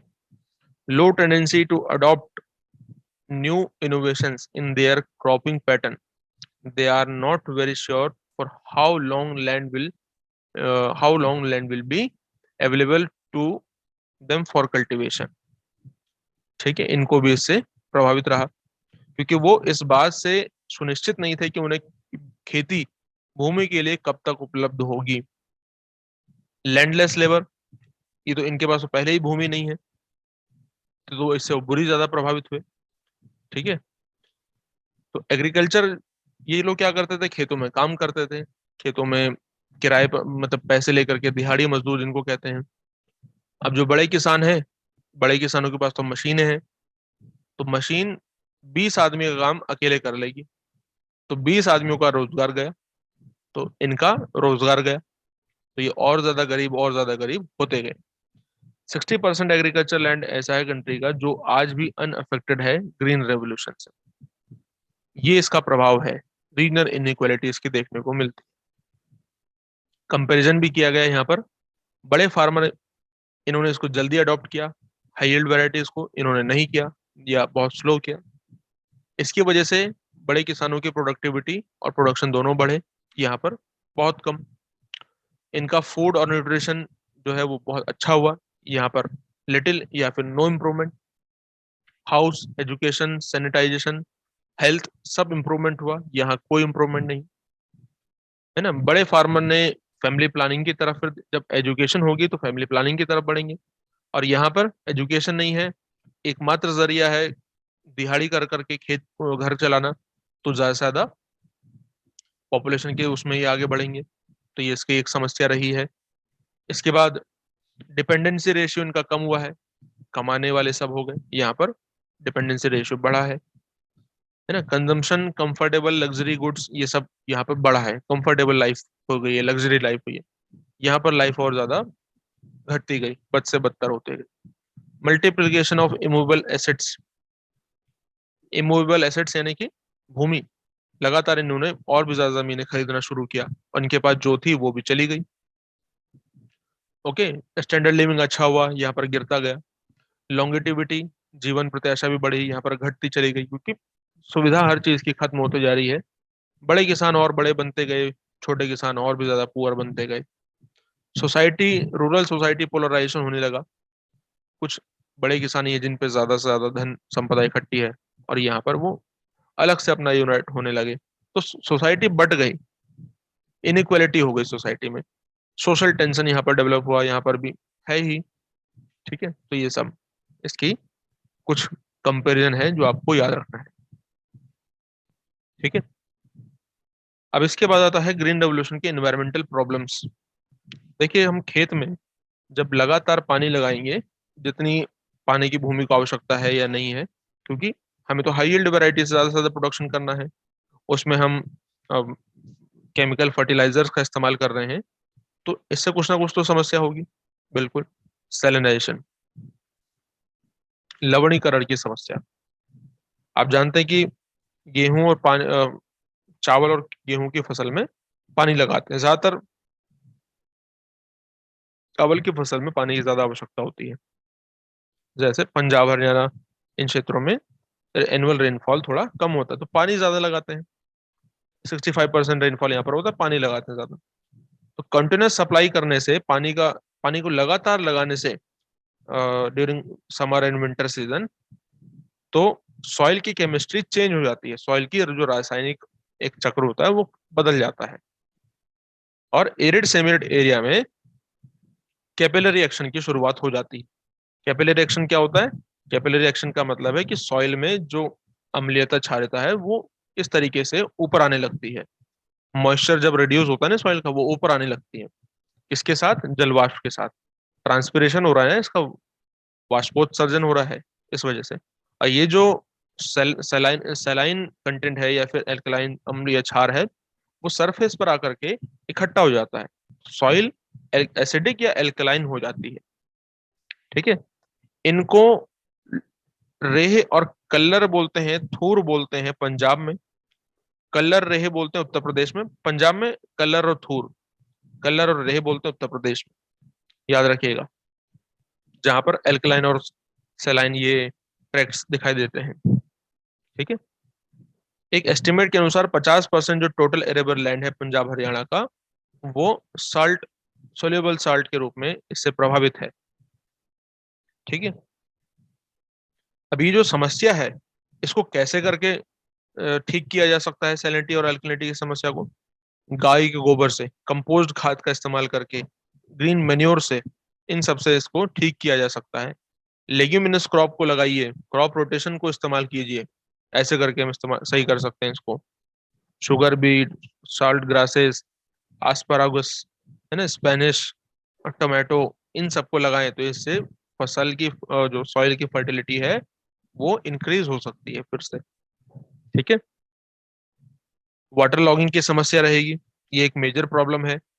ओवर इरिगेशन की वजह से ज्यादा पानी लगाने की वजह से पंजाब हरियाणा वेस्टर्न उत्तर प्रदेश में पानी सरफेस पर ही फिर नजर आने लगेगा। ठीक है, इंदिरा गांधी कैनाल ने भी आसपास को जो समस्या है, example, Indira Gandhi canal command area is recent example in which water logging is progressively become a serious menace to arable land. आसपास के क्षेत्रों को गंगानगर, बीकानेर, बाड़मेर प्रोवाइड तो किया है पानी, लेकिन वाटर लॉगिंग की भी समस्या रही है। वैसे ही ग्रीन रेवोल्यूशन की भी वाटर लॉगिंग की समस्या रही है, जल भराव। ठीक, इसके अलावा बहुत सारा पानी जो है वो सरफेस पर रहता है, जिसकी वजह से जो फर्टाइल सॉइल है वो अंडर वाटर सबमर्ज्ड रहती है और खेती नहीं हो सकती है। ठीक, और ये सब क्यों हुआ है? इसी क्रॉपिंग पैटर्न की वजह से। सॉइल इरोजन लगातार इससे एक समस्या रही है। पोल्यूशन बढ़ा है फर्टिलाइजर्स की वजह से, जो केमिकल फर्टिलाइजर्स हैं, इंसेक्टिसाइड्स हैं, पेस्टिसाइड्स हैं, इनका हैवी डोज हमने इस्तेमाल किया। सॉइल में रहने वाले माइक्रो ऑर्गेनिज्म भी खत्म हुए, और जो इंसेक्ट्स हैं, कीट पतंगे, वो भी प्रभावित हुए। वाटर टेबल कम हो गया, अंडरग्राउंड वाटर टेबल, लगातार पानी लगाया लगाया लगाया, इस वजह से वाटर टेबल कम हो गया। ये सब समस्याएं हैं ग्रीन रेवोल्यूशन। डिफोरेस्टेशन की समस्या है, नॉइस पॉल्यूशन, हेल्थ हैजार्ड, ये सब इसकी समस्याएं हैं, लेकिन अचीवमेंट्स भी हैं। प्रोज एंड कॉन्स दोनों हैं। ठीक है, तो अब हम इसको देखते हैं ग्रीन रेवोल्यूशन की। और अगर आपको ये समझ में आएगा तो आपको इसे शेयर करना है जरूर। ऐसा नहीं कि खुद ही देखा बस छोड़ दिया। अगर आपको ये समझ में आ रहा है, आपको इससे फायदा हो रहा है, तो ये आपकी जिम्मेदारी है, देखिए, कि आपको इसे शेयर करना चाहिए। ठीक है, क्यों शेयर करना चाहिए? क्योंकि मैं आप सभी के लिए ये जो मेहनत कर रहा हूँ वो हर एक तक पहुंचे, लेकिन मैं लिमिटेड एरिया तक पहुंच सकता हूँ। जब आप इसको शेयर करेंगे तब ये ज्यादा से ज्यादा स्टूडेंट तक पहुंचेगा। तो ये आपकी जिम्मेदारी है कि आप इसे शेयर करें। ग्रीन रेवोल्यूशन के अचीवमेंट्स: प्रोडक्टिविटी बढ़ी है कुछ फसलों की, सबकी नहीं, कुछ सेलेक्टेड फसलों की। गेहूं चावल की मुख्य रूप से, मेज और बाजरा भी है, लेकिन मुख्य रूप से दो फसलें। भारत फूड के मामले में सेल्फ सफिशिएंट हुआ। क्रॉप एरिया डबल हुआ है, एग्रीकल्चर लैंड एरिया डबल हुआ है। ग्रीन रेवोल्यूशन की सक्सेस ये भी रही है कि हम सेल्फ सफिशिएंट, मतलब एक जीवन निर्वाह इकोनॉमी से लेकर मार्केट ओरिएंटेड इकोनॉमी की तरफ बढ़े, स्पेशली पंजाब, हरियाणा, वेस्टर्न उत्तर प्रदेश में, उत्तराखंड के कुछ क्षेत्रों में। हाई यील्ड वेराइटीज को अडॉप्ट किया। रूरल अर्बन पॉपुलेशन में कुछ क्षेत्रों में, सेलेक्टेड एरियाज में, आपको पता ही है कि एम्प्लॉयमेंट जनरेट हुए हैं। ठीक है, इन्होंने फार्मर्स की, लैंडलेस लेबर्स की जो इनकम है उसको इंक्रीज किया है। अब लेकिन आपको वो भी ध्यान रखना है कि रीजनल डिस्पैरिटीज भी रही है। ठीक है, रूरल प्रॉस्पेरिटी भी बढ़ी है इससे। ठीक, यानी कि समृद्धि, प्रॉस्पेरिटी यानी समृद्धि। जॉब्स बढ़े हैं, जॉब्स क्रिएट किए हैं, ये भी इसके फायदे रहे हैं। ओके, मशीनरी इंक्रीज हुई है। लेकिन सेकेंड ग्रीन रेवोल्यूशन की भी जरूरत पड़ी। ये तो पहला ग्रीन रेवोल्यूशन रहा है। पहले ग्रीन रेवोल्यूशन के बाद सेकेंड ग्रीन रेवोल्यूशन आता है 1960s और 70s के समय पर। ठीक। सेकेंड ग्रीन रेवोल्यूशन की क्या खास बात है? पहली ग्रीन रेवोल्यूशन की जो समस्याएं थी उनको इसे खत्म करना था, उनसे हमें निजात पाना था। Main objective second green revolution के ये थे। जैसे हमें एग्रीकल्चर प्रोडक्टिविटी बढ़ानी है और फूड सिक्योरिटी को प्रमोट करना है। बायोटेक्नोलॉजी पे फोकस करना है, केमिकल फर्टिलाइजर्स को कम करना है, बायोटेक्नोलॉजी पे फोकस करना है। सस्टेनेबल एग्रीकल्चर, पहले ग्रीन रेवोल्यूशन में क्या कहा? प्रोडक्शन करो बस कैसे भी करके, केमिकल फर्टिलाइजर इस्तेमाल करो, हैवी डोज का इस्तेमाल, लेकिन यहाँ ऐसा नहीं। सस्टेनेबल एग्रीकल्चर, सतत सतत कृषि। माइक्रो इरिगेशन सिस्टम, बहुत बड़े बड़े पावर प्लांट, बहुत बड़े बड़े इरिगेशन सिस्टम नहीं, माइक्रो, जिनकी जो कैपेसिटी है 2000 हेक्टेयर तक होती है, बताया था ना। ऑर्गेनिक फार्मिंग पर ध्यान दिया गया, इको एग्रीकल्चर पर ध्यान दिया गया, व्हाइट एग्रीकल्चर पर ध्यान दिया गया, सॉइल की हेल्थ को एनहेंस करने पर ध्यान दिया गया। हमें दालें बोनी चाहिए, ऑयल सीड बोने चाहिए, इंडस्ट्रियल रॉ मटेरियल के पर ध्यान दिया गया, पर कैपिटा इंक्रीज हो इस पर ध्यान दिया गया, स्टैंडर्ड लिविंग अच्छा हो हर किसी का, पूरा फ्रेमवर्क अच्छा हो, इन सब बातों पर ध्यान दिया गया, इंफ्रास्ट्रक्चर पर ध्यान दिया गया। ये सेकंड ग्रीन रेवोल्यूशन की खास बात है। इन्हीं सब बातों को 11th 5 ईयर प्लान में भी इनकॉर्पोरेट किया गया है। ठीक है, जो बातें सेकंड ग्रीन रेवोल्यूशन में बताई गई, आप यहाँ पर इनको देख करके पढ़ सकते हैं। ऐसी ही बातें 11वीं पंचवर्षीय योजना में कही गई हैं। ठीक है, अब आपको कुछ देखिए मैं चीजें बता रहा हूं, जैसे अभी आपने ग्रीन रेवोल्यूशन देखा है, ऐसे ही कई और रेवोल्यूशन भी हैं इंडिया में, जिन्हें आपको कुछ नहीं करना है, एज इट इज याद कर लेना है। ठीक है, ओके। तो एग्जाम में ये मैच द फॉलोइंग में आ जाते हैं, समझ रहे हैं बात? ओके, सबसे पहले ब्लैक रेवोल्यूशन, जो कि पेट्रोलियम प्रोडक्शन से है। डॉक्टर अरुण कृष्णन इससे जुड़े हुए व्यक्ति, जैसे डॉक्टर MS स्वामीनाथन है ना ग्रीन रेवोल्यूशन से इंडिया में, वैसे ही ब्लैक रेवोल्यूशन से डॉक्टर अरुण कृष्णन है। सबके याद नहीं करने, कुछ के इंपॉर्टेंट है। ब्लू रेवोल्यूशन फिशेस से, पानी में रहती मछली, पानी नीला होता है, तेल काला होता है, crude oil. Brown honey bee, apiculture इसको बोलते हैं, ये सेरीकल्चर एपीकल्चर अभी बताऊंगा। एवरग्रीन रेवोल्यूशन, जो ओवरऑल डेवलपमेंट होता है एग्रीकल्चर का, उसे कहते हैं evergreen revolution. Grey housing development fertilisers पर। गोल्डन हॉर्टिकल्चर पर। ठीक है, निरपका तुझे तुझे। गोल्डन फाइबर रेवोल्यूशन जूट से संबंधित है। ग्रीन रेवोल्यूशन तो आप जानते हैं, agriculture, Norman Borlaug, doctor MS Swaminathan और W गोड, दुर्गेश पटेल और विशाल तिवारी, ये सब इससे जुड़े हुए व्यक्ति हैं। Pink revolution prawns, onions, pharmaceutical से संबंधित है। Red meat tomato. Brown revolution potato, Indira Gandhi, Verghese Kurien, ये से संबंधित है। Silver fibre revolution cotton, silver product revolution poultry and agriculture.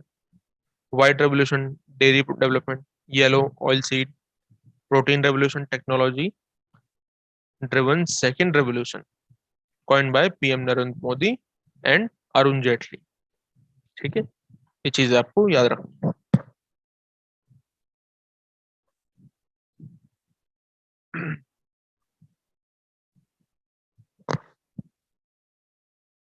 चलिए अब आगे देखते हैं। कुछ रेवोल्यूशन के थोड़े थोड़े बातें यहाँ पर लिखी गई हैं, सबके बारे में आपको इतना डिटेल नहीं देखना है, कुछ के बारे में। जैसे व्हाइट रेवोल्यूशन है, क्यों? मिल्क का प्रोडक्शन इंक्रीज हो चुके, कब भारत में आया? 1970s के समय पर। इसके तहत एक नेशनल डेयरी डेवलपमेंट बोर्ड के गठन किया गया, NDDBB। ठीक है, अब इसका जो सबसे ज्यादा फायदा रहा है वो आनंद डिस्ट्रिक्ट में रहा है गुजरात के। इसी तो आनंद डेयरी आपने नाम सुना होगा, है ना।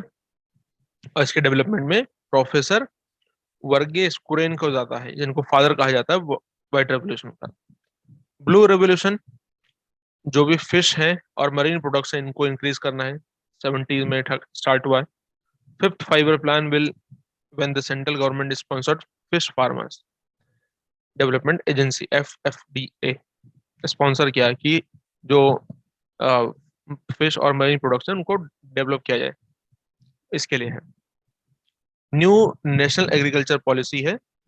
इस पॉलिसी को गवर्नमेंट ने 25 जुलाई 2000 को लॉन्च किया था, जिसमें कि ये एम रखा गया है एग्रीकल्चर का पर एनम हर साल 4% डेवलपमेंट करना है। ठीक है, ओके। इसी के तहत NCF का भी गठन किया गया है, नेशनल कमीशन ऑन फार्मर, है ना। 18 नवंबर 2004 को इसका गठन किया गया। और किसकी चेयरमैनशिप में? डॉक्टर MS स्वामीनाथन की चेयरमैनशिप में।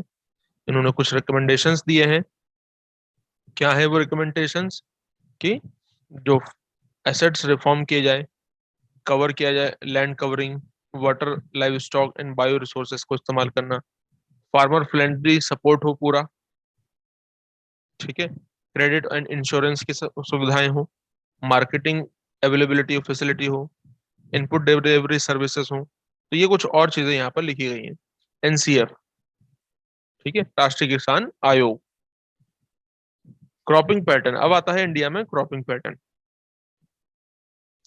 फसल किस प्रकार से उत्पादन किया जाता है? तो 3 प्रकार के रूप से हम फसल उत्पादन करते हैं इंडिया में। रबी की फसलें, खरीफ की फसलें और जायद की फसलें। रबी की फसल, देखो रबी कैसे याद रखोगे? शीत। 2 शब्द यहाँ है रबी और 2 शब्द यहाँ है खरीफ, चावल, है ना। खरीफ, 3 शब्द यहाँ पर है, 3 लेटर यहाँ है, यहाँ 2 लेटर, यहाँ भी 2 लेटर। रबी, तो रबी में गेहूं 2 ही शब्द हैं। रबी की फसल गेहूं से संबंधित है, खरीफ की फसल 3 शब्द है, चावल से संबंधित 3 शब्द, आराम से याद हो जाएगा। तो रबी की फसल जो कि अक्टूबर से दिसंबर तक के बीच में ये चलता है, और मतलब बुआई का समय आपका अक्टूबर से दिसंबर के बीच में हम गेहूं बोते हैं, और अप्रैल जून में काट देते हैं, अप्रैल से जून के बीच में। इसमें मुख्य रूप से वीट, फिर बार्ले, पीस, ग्राम, मस्टर्ड, ये सब आता है। और किन किन स्टेट्स में? North and north western part of country, जैसे पंजाब, हरियाणा, हिमाचल प्रदेश, जम्मू कश्मीर, उत्तराखंड, उत्तर प्रदेश, ठीक है, रबी की फसल वाले एरियाज हैं।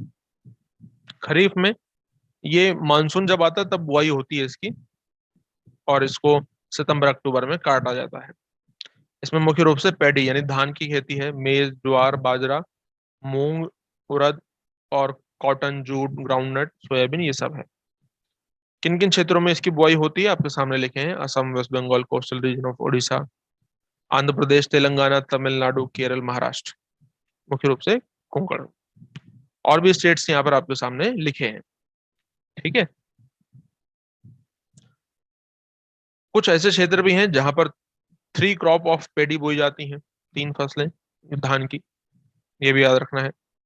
बांग्लादेश, वेस्ट बंगाल, उड़ीसा, ये सब ऐसे एरियाज ऐसे हैं, ठीक है। एक साल में 3 धान की फसलें।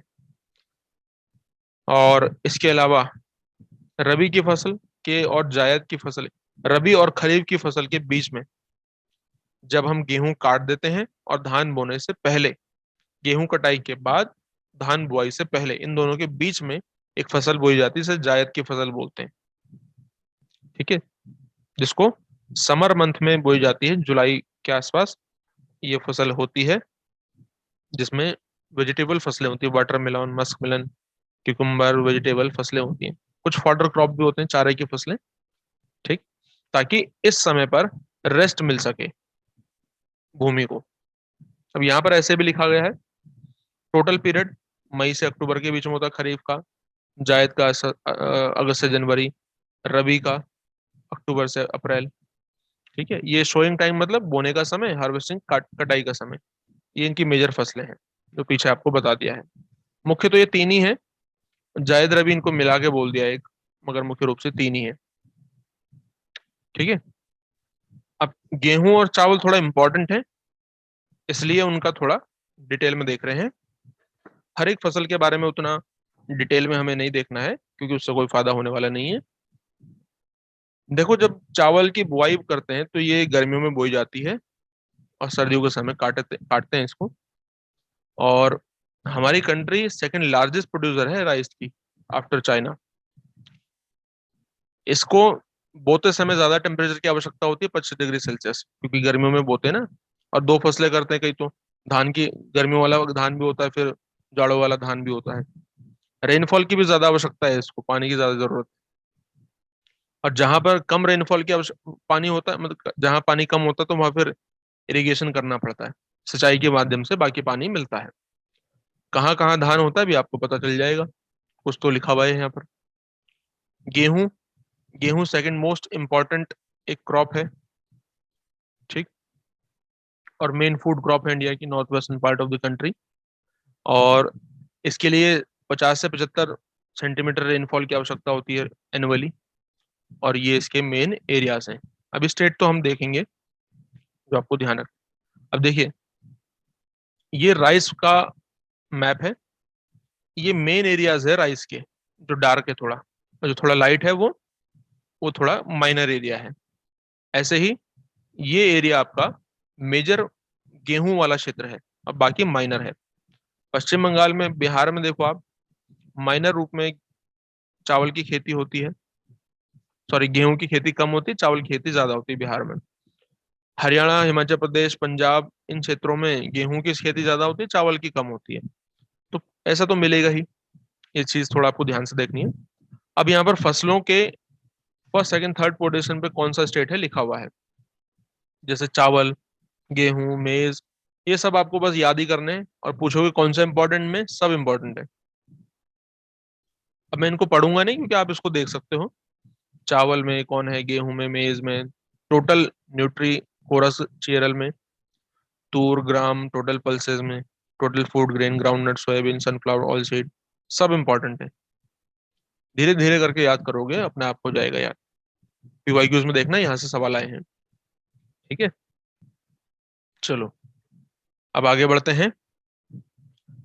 आगे जब हम बढ़ते हैं तो यहाँ पर झूम कल्टीवेशन लिखा है। देखो, खेती करने के अलग अलग तरीके होते हैं।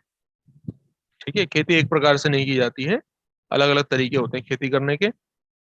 एक तरीका है झूम खेती। झूम खेती क्या होती है? झूम खेती वो खेती होती है जिसमें, ये एंशियंट टाइम का कल्टीवेशन है, पहली बात तो ये है। प्राचीन समय में जब इंसान खेती करता था, न्यूलिथिक टाइम से ही, नवपाषाण काल से, तो वो यही खेती करता था। ना मशीन थी, ना कुछ था, तो यही करता था। किसी क्षेत्र के पेड़ों को काटा, पूरा जंगल का सफाई किया, वहां पर खेती करना शुरू कर दिया।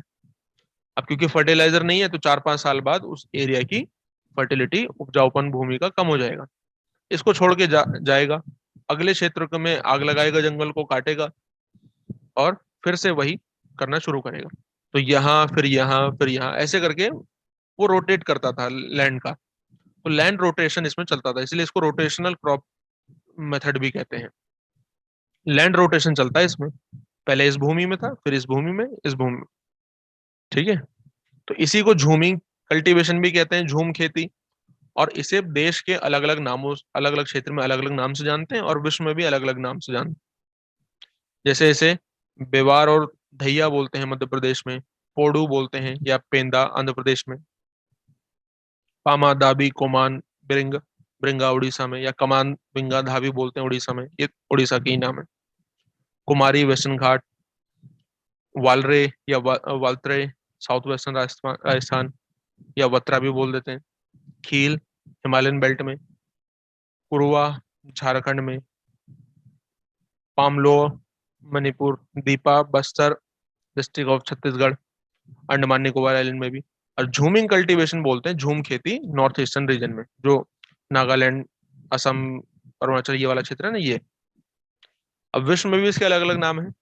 रे वियतनाम में बोलते हैं, तभी मेडागास्कर में, लोगन वेस्टर्न अफ्रीका, मिल्पा युकाटन और ग्वाटेमाला में, मिलिया मेक्सिको में, सेंट्रल अमेरिका, रोका ब्राजील में, चेना श्रीलंका, लदांग जावा और इंडोनेशिया, तमराई थाईलैंड और हुमाहा जावा इंडोनेशिया। तो ये आपको याद होने चाहिए, यहाँ से एग्जाम में क्वेश्चन पूछेगा। ठीक है, समझ में आ रही है बात? ओके, अब हम आगे बढ़ रहे हैं और हमारा नेक्स्ट टॉपिक है भारत में एग्रीकल्चर रीजन। ठीक, यानी कि कृषि प्रदेश। ये एक इंपॉर्टेंट टॉपिक है। जनरली स्टूडेंट इसको छोड़ देते हैं, सोचते हैं इनको नहीं आएगा एग्जाम में, लेकिन ऐसा नहीं है, ये आपको पढ़ना पड़ेगा। ठीक है, देखो एग्रीकल्चर रीजन का मतलब क्या है कि किस क्षेत्र में किस प्रकार की एग्रीकल्चर किया जाता है, क्योंकि भारत एक तो वैसे बहुत डाइवर्स कंट्री है, तो उसके हिसाब से कई सारे स्कॉलर्स ने भारत को कई एग्रीकल्चर रीजन में डिवाइड करने का प्रयास किया है ना। किसके आधार पर? वहाँ के क्लाइमेट के आधार पर, इसके अलग अलग आधारों पर, जिनमें एल डी स्टाम का क्लासिफिकेशन है, एम एस रंधावा का क्लासिफिकेशन है, ओ एच के स्पेट का क्लासिफिकेशन है, लारमेंथ का क्लासिफिकेशन है, पी सेन गुप्ता सदाइव का क्लासिफिकेशन, आर एल सिंह का क्लासिफिकेशन, जसबीर सिंह, ये सब इंपॉर्टेंट है, सबके ईयर याद रखना। ठीक है, अब देखो यहाँ पर आपको डॉक्टर एम एस रंधावा का क्लासिफिकेशन दिख रहा है एग्रीकल्चर का 1958। इन्होंने geoclimatic variation, crop characteristics, animals के आधार पर ये क्लासिफिकेशन किया है और पूरे भारत को 5 मेन रीजन में डिवाइड किया है। कौन कौन से? Temperate Himalayan region, north dry dry region जो कि गेहूं के लिए इंपॉर्टेंट है, ईस्टर्न वेट रीजन जो चावल के लिए जरूरी वाला चावल वाला क्षेत्र है मुख्य रूप से, वेस्टर्न वेट रीजन मालाबार क्षेत्र, और सदर्न कोरस या चीरल रीजन जहां पर मोटे अनाज होते हैं। ठीक है, और इनका क्लासिफिकेशन का मैप ये लगा हुआ है। अब आपको ये देखना है कि कहाँ कहाँ पर कौन सा खेती है। अब जैसे देखिए ये वाला है ईस्टर्न राइस रीजन, कौन कौन से स्टेट है इसमें? ईस्टर्न यूपी है, बिहार, झारखंड, छत्तीसगढ़, उड़ीसा, वेस्ट बंगाल, है ना। और ये आपका असम आ गया, मेघालय, नागालैंड, नागालैंड, मणिपुर और मिजोरम है, मणिपुर मिजोरम। ठीक है, ये सब। फिर ऐसे ही आपको साउथ कोरस रीजन दिखाई देगा, गुजरात, महाराष्ट्र, और ये थोड़ा कोस्टल एरिया नहीं है, इसमें छूटा हुआ है, कर्नाटक है, केरल, तमिलनाडु, आंध्र प्रदेश और तेलंगाना, ये आपको देखना है। ठीक है, पी सेन गुप्ता और जी सदाई उसका क्लासिफिकेशन एग्रीकल्चर का 1967 का है ये, है ना। और मिस पी सेन गुप्ता और गालिन सदाई ने 1968 में ये अपना क्लासिफिकेशन दिया है, 68, 67, 68 में। और तीन क्लासिफिकेशन, 3 टायर क्लासिफिकेशन है ये, यानी कि सबसे पहले इन्होंने मैक्रो रीजन, फिर मेसो रीजन और माइक्रो रीजन में डिवाइड किया है। कितने मेसो रीजन, कितने माइक्रो, कितने मैक्रो?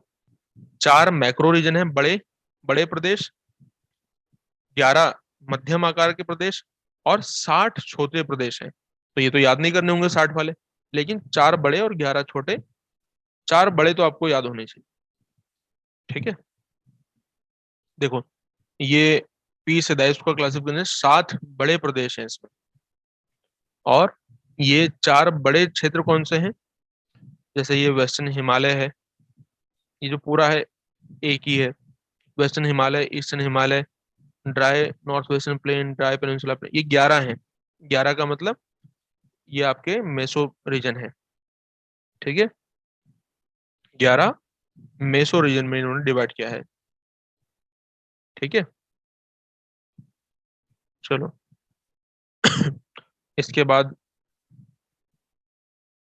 कुछ यहाँ पर माइक्रो होंगे, कुछ मेसो होंगे।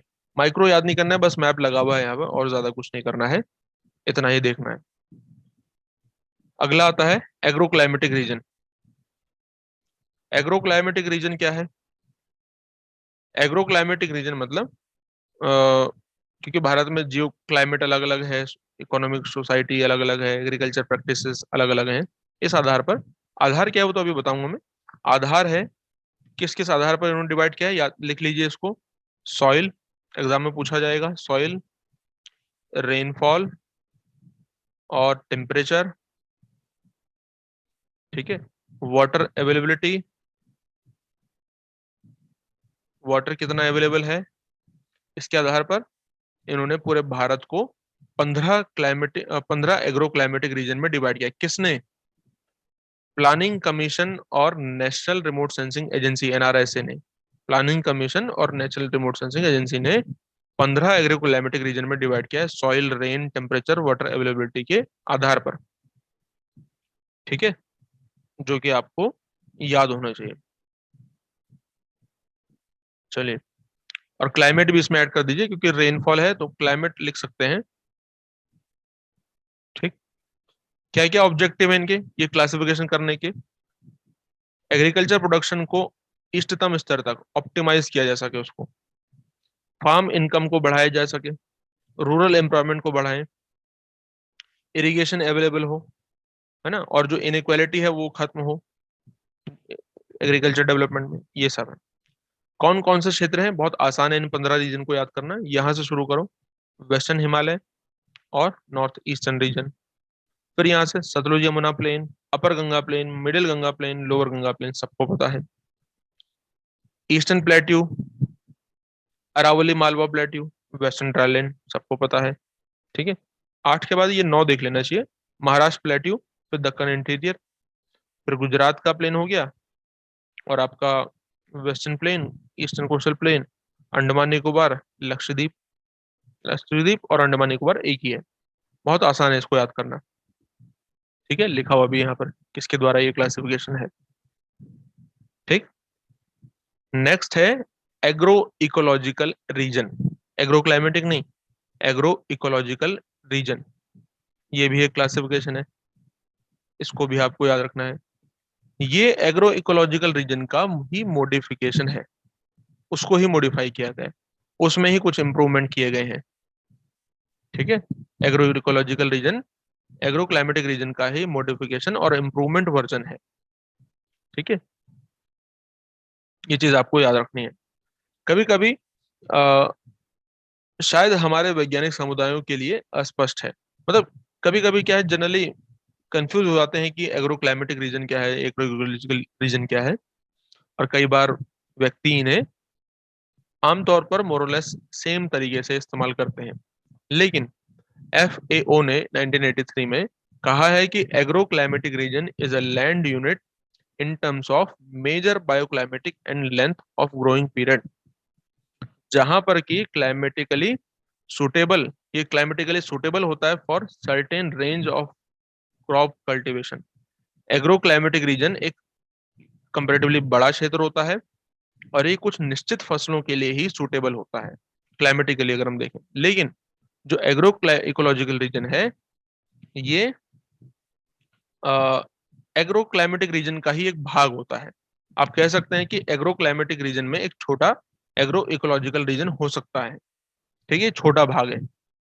और जब हम कहें कि superpose on land form and soil condition, तो that act as modifier on of length growing period, हम कह सकते हैं कि एग्रो क्लाइमेटिक रीजन में ही कुछ एग्रो इकोलॉजिकल रीजन हो सकते हैं डिपेंडिंग ऑन सॉइल कंडीशन। ठीक है, अब इसकी क्या मेथोडोलॉजी है, हम कैसे करके ये डिसाइड करते हैं? तो हम क्या करते हैं, मीन मंथली एवरेज टेम्परेचर पहले निकालते हैं किस क्षेत्र का, mean monthly precipitation, type of soil, growing period कितना है, इसके आधार पर। तो भारत में 20 एग्रो इकोलॉजिकल रीजन है और 60 एग्रो इकोलॉजिकल सब रीजन है। ये याद रखने कौन कौन से, वो कोई जरूरी नहीं इतना, बस आप याद रखिए। ठीक है, ये आपके सामने वो टोटल 20 लिखे हुए हैं। Western Himalaya eco region, western plain, Kutch and part of Kathiawar, इस तरीके से 20 लिखे हुए हैं। बस आपको नाम ही है, देखना है, मैप लगा हुआ है। ठीक है, चलिए, अब ये लास्ट टॉपिक आता है, food security and right to food. ये हमारे सिलेबस में नया जुड़ा है टॉपिक, इसको देखते हैं। उससे पहले बताइए कि यहाँ तक आप सभी को समझ में आ गया है ना ये टॉपिक? बस थोड़ा सा पानी पी लेते हैं।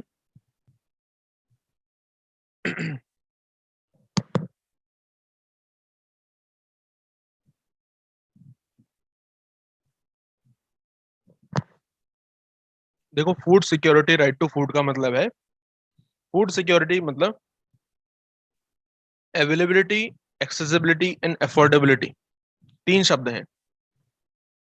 Availability, accessibility and affordability of food to all people at all times. हर समय मतलब सभी समय, ये राज्य की जिम्मेदारी है, राज्य किसकी, राज्य की, कि उसके प्रत्येक व्यक्ति को फूड अवेलेबल हो, एक्सेसिबल हो और अफोर्डेबल हो। ठीक है। Food is essential for living as air for breathing. जैसे सांस लेने के लिए हवा जरूरी है, वैसे ही जीने के लिए जो एसेंशियल है वो खाना है। बट फूड सिक्योरिटी का मतलब होता है sometime more than getting 2 square mile, 2 mile से ज्यादा इसका कभी कभी मतलब। जैसे अवेलेबिलिटी का मतलब है कि सभी तक फूड प्राप्त हो, food production with in the country. Available होने का मतलब कंट्री के अंदर प्रोडक्शन हो। Food import and previous years stock stored in government granaries, हमारे देश में इसका उत्पादन हो। एक्सेसिबल का मतलब हर किसी व्यक्ति तक खाना पहुंचे, उसकी रीच तक खाना हो। अफोर्डेबल हो, हर कोई उसको खरीद सके, हर किसी के लिए इतना सफिशिएंट हो कि सेफ न्यूट्रिशन फूड की उसको प्राप्ति हो सके। ठीक है। राइट टू फूड, ये इस बात की तरफ इशारा करता है कॉन्स्टिट्यूशन ऑफ इंडिया का article 47, duty of state to raise the level of nutrition and standard of living and improve public health. Article 47 ये कहता है कि ये राज्य का काम है कि न्यूट्रिशन लेवल को बढ़ाए, स्टैंडर्ड लिविंग को बढ़ाए व्यक्ति के, और पब्लिक हेल्थ को इम्प्रूव करे। ठीक है। 50% पूरे विश्व के जो भूखे व्यक्ति हैं वो इंडिया में ही रहते हैं, ये सोचने वाली बात है। with 200 million food insecure people in 2008 according to FOA। ठीक है। और ग्लोबल हंगर इंडेक्स के हिसाब से भी देखें तो 160 नेशन में से भारत 94th नंबर पर है, ये बहुत पीछे है, इसका मतलब है। ठीक है। फूड सिक्योरिटी 2011 में नेशनल फूड सिक्योरिटी बिल